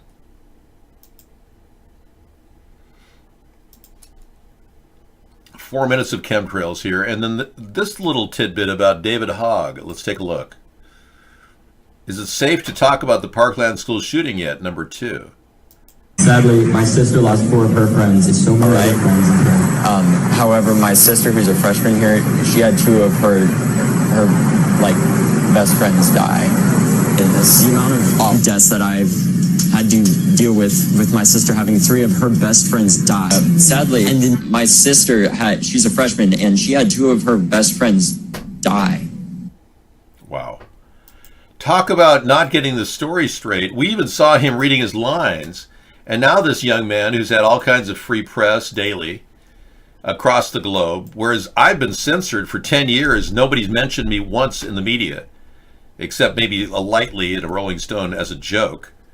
But David Hogg got all this free press, and now he's going to Harvard. He's in the low rankings on his SATs, and he simply got in. Can you believe that? He's an opportunist, yeah. And I believe he lied multiple times about many things, and that's lying about a terrorist attack will be a felony when I become president. I'm going to pass an executive order saying anyone caught engaging in impersonating a terrorist attack, including the police, will go to jail. But we'll have to put together a plan to do this. We're going to have to really get some accountability. Yeah. He rode his bike, and then he said on another interview that he was there at the time. I haven't made the news, no. Nope, that wasn't national news, the house swatting, no. That was only regional. Seattle was the only one that got that feed. We can't pass a mandate to kill them, no. I'm thinking arresting them, charging them with a crime. But remember, every one of these actors signed a non-disclosure agreement, which is binding. Now, it may have a clause in it that they're not culpable for this action. And that I have to look into, but most of them probably have filed national non-disclosure agreements, which make it so that they can't speak the truth. If they do, they'll go to Leavenworth. So, no, I didn't make the news, and that's no way to make the news. Being swatted, Bob. Hydrating skin.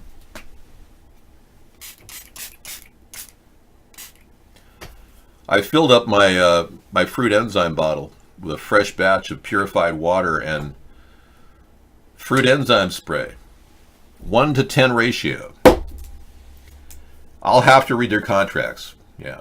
Just before I can draw any conclusions, because like the people that really are being used to create the need for wars or for gun control, which is really the primary goals of false flags, these people are obviously looking for attention. Because, like Christine Lenoinen, she really wanted a job. Yeah, she put herself out there wanting a job so much that she said she was on Wheel of Fortune, and she was more than willing to talk about anything and say anything. And she's been seen in all kinds of movies now. She's been in 4 crisis events.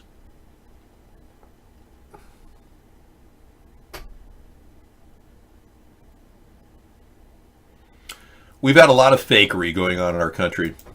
You see right here is so-called American feminist. We had Gloria Steinem. She worked for the CIA. That was a lie. Let me play this while I get the other video. Journalist and social and political activist Gloria Steinem, who became nationally recognized as a leader of and media spokeswoman for the women's liberation movement in the late 1960s and 1970s. But did you know she was working for the CIA? Wikipedia only pays a small amount of lip service to this little factoid, but the facts are that Miss Steinem became a media darling due to her connections to the CIA, and the feminist Ms. Magazine was funded by CIA money. In the 1970s, a radical feminist group called the Red Stockings claimed that before she became a feminist leader, she was spying on Marxist students in Europe and disrupting their meetings. Steinem was recruited by CIA's Cord Myers to direct an informal group of activists called the Independent Research Service. This was part of Myers' Congress for Cultural Freedom, which created magazines like Encounter and Partisan Review to promote a left liberal chic to oppose Marxism. Steinem attended communist-sponsored youth festivals in Europe, published a paper, reported on other participants, and helped to provoke riots.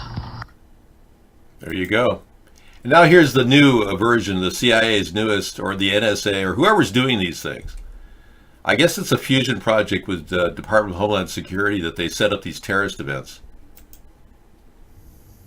Hi, I'd like to be on Wheel of Fortune.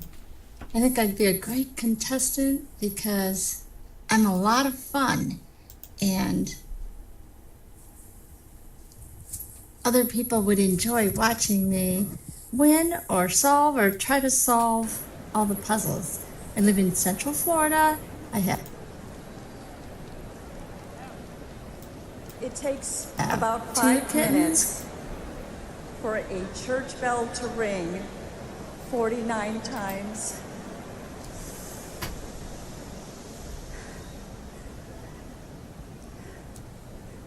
I know this because last month, my son Christopher,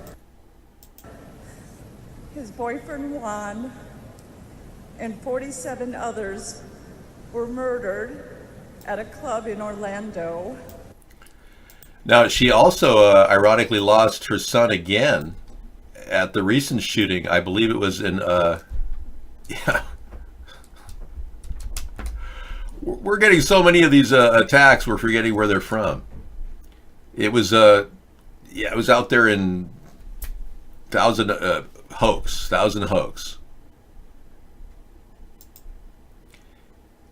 If Lee Stoll calls me a fringe nut job in print, could you send me that, please? To americasthirdparty@gmail.com. I plan on suing her, if that's the case. Anytime you can get me proof that she said that, please do. Thank you. I appreciate that. Don't just say things people say without proving it, okay? Anyway, she signed a non-disclosure agreement, and she's been used in 4 different crisis events since then. You just got a great bamboo cutting board? No, put your other cutting board in your car. You may need it. You never know when you have to hack something up. Like say you travel down the road with a big wiener, you know, and you want to make a stew on the highway. Somebody did a paste up on David Hogg. It's pretty funny. Remember when he saluted like he was one of Hitler's youth? Now they stuck a gun in his hand. The amazing power of paste up. Anyway, I don't know how culpable these people are. They're just really greedy. Yeah, I mean, she can't break her agreement. She has to be used on every crisis event that they put on. And you're wondering, why would they do that to us? Why would they lie to us? That's just weird. Why would anyone lie to the American people? Well, they've got a reason to lie. They want to make sure that you actually believe that we need to get rid of guns. They want you to think that guns are dangerous because they've got a bigger plan. And it's part of the Strong Cities plan to fortify a government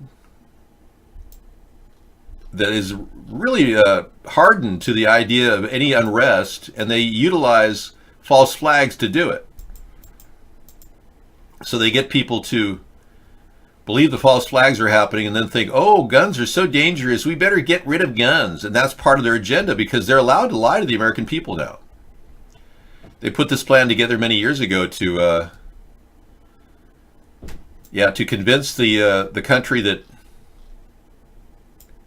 in 2012, Barack Obama signed the NDAA, National Defense Authorization Act, which pretty much suspended a very important act in our government called the Smith-Mundt Act, which prevented people from prevented the government from lying to us.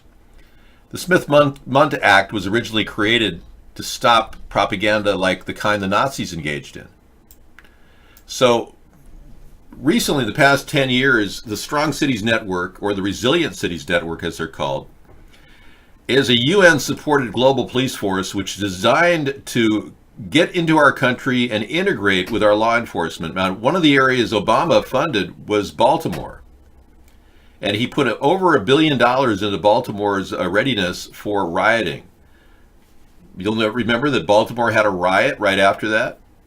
That was just them testing their network. They actually paid people to do the rioting in Baltimore, and George Soros was involved in that payment, as well as rioting that happened in Ferguson, near St. Louis, prior. So they're testing the network. They're making sure the UN is fully integrated into this. So this is a new world order takeover from within our country. And they're utilizing people, puppets like Obama and Trump, who didn't follow up on any of their promises. You may argue that Trump is following up on his promises, but believe me, they've got so much dirt on Trump, they got him, the strings are being pulled wherever he goes. I'll say whatever you want me to say, Vladdy. Just don't release the sex tape. So, I do look a lot like David Caruso, but I'm better looking. Strong Cities Network is how they're going to be implementing, UN control over your local law enforcement. And if you're going to sit back and just continue to vote Democrat, Republican, you're voting for this. I will never support this. I will expurge the UN from our government. We will not allow the UN to be integrated in our government because this is a very nefarious action to control a country from within. No different than the government now recognizing that Russia rigged our election. They're trying to manipulate us. These Zionists are trying to control our country through any means possible. Now, they control Russia now, but they don't have full control over America yet. And that's their next big move. And we're right on it every night when we talk about these things. We're cutting edge. Nobody in the country is discussing this like we are. I'm serious. There's a lot of people who are just not willing to face up to what's happening. Now, Trump is wasting $500 billion every 6 months. It's going out the door in areas we shouldn't be spending. So when he shut down the government, I actually applauded. Truly. Let me grab something here. Hang on. Thank you. Yeah, and it's going to be a big savings. Hey, thank you, Add the One. Yeah, this is a David Taylor I picked up for $5. Somebody just bought the same suit for their husband for Christmas. Yep. Ace Spade bought the same suit. It's pretty nice. I like it. Yeah. I don't know a coyote in Columbus, Ohio, man. No, man. I don't know anything about Columbus, man.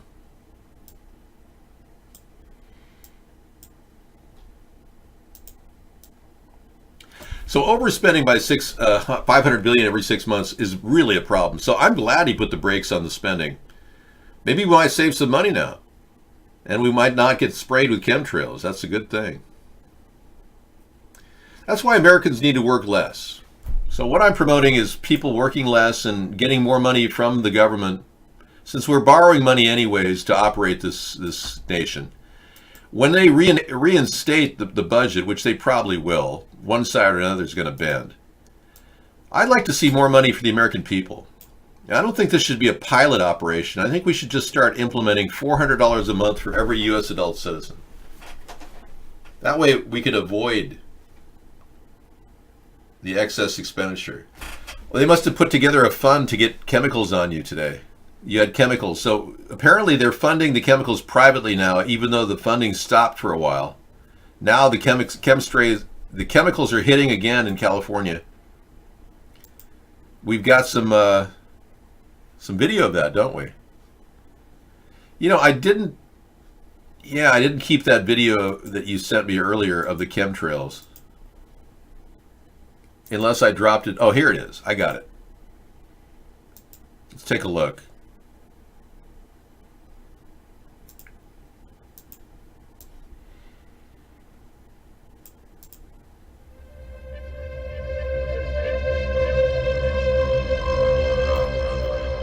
Wow, so this is Maryland chemtrails in the skies in December. So I guess I'm wrong. I guess they are still pursuing the chemtrail activity in our skies, despite the government shutdown. No, we're not going to ban him for cheekiness. Not going to do it.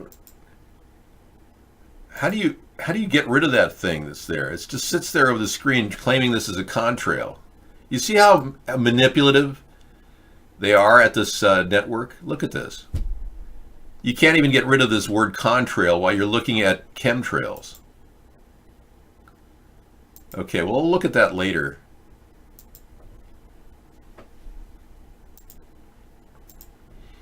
I created an account called Chemtrails, and you can find all our chemtrails videos. It's purposely misspelled, CEMTRAILs, because YouTube is actually knocking any video playlists off that have anything to do with chemtrails. They don't want you to know what they're doing to you. That's a huge problem. Lying and deceiving the American people is basically the name of the game for these people. And the sooner you realize that, the sooner we'll be able to talk about what's really going on in our country. And I'm glad you at least heard me out tonight and every night. It is important to have a communication base. Mike Decker's got wild horses and chemtrails. Beauty under the beast.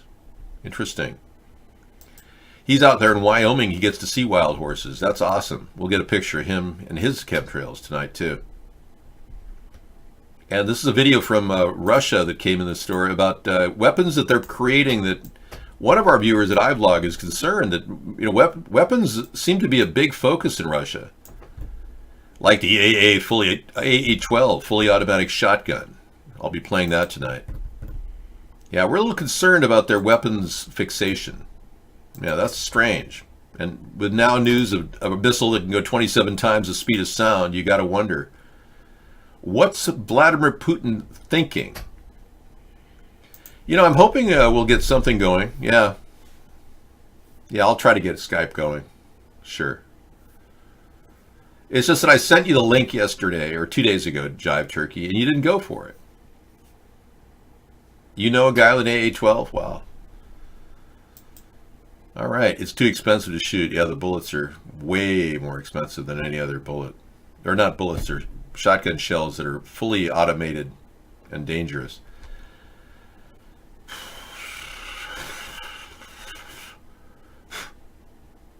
They should add glitter to chemtrails to make them more magical. Yeah. The Alcoholics Anonymous 12, the shotgun that anybody can fire even if you're really drunk. That's not funny. That's sick. Okay, we will have a great Woodstock 50th anniversary coming up. They've set the date. Going to be August 16th to August 18th of 2019 in New York, in Bethel, New York. People from all over are going to go just like they did in Woodstock in '69.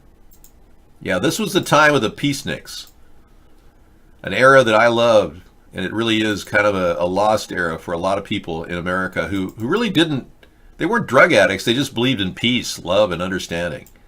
And there's nothing wrong with a little bit of that.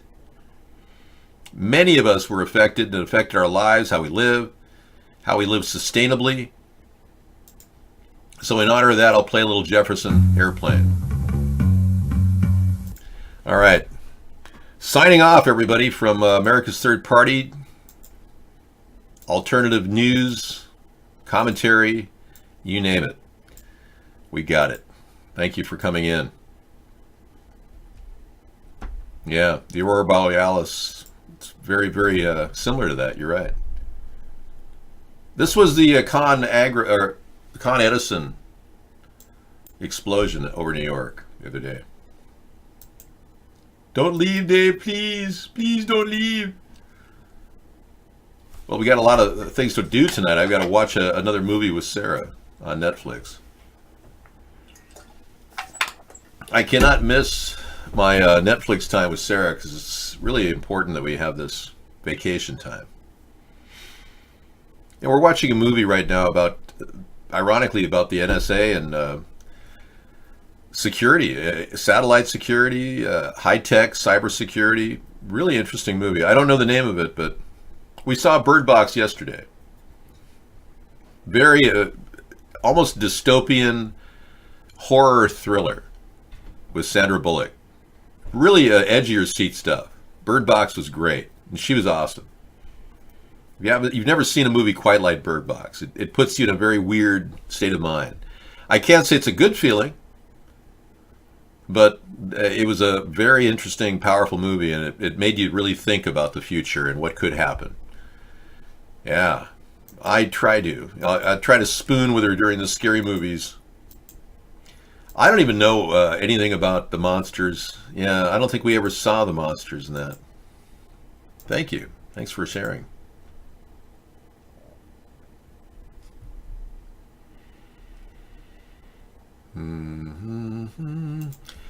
So I guess we're dealing with very few storms right now. We had some cold weather in the Midwest, but overall it's been a pretty mellow day. The world is looking pretty good. Let's take a look. Take a spin. Yeah.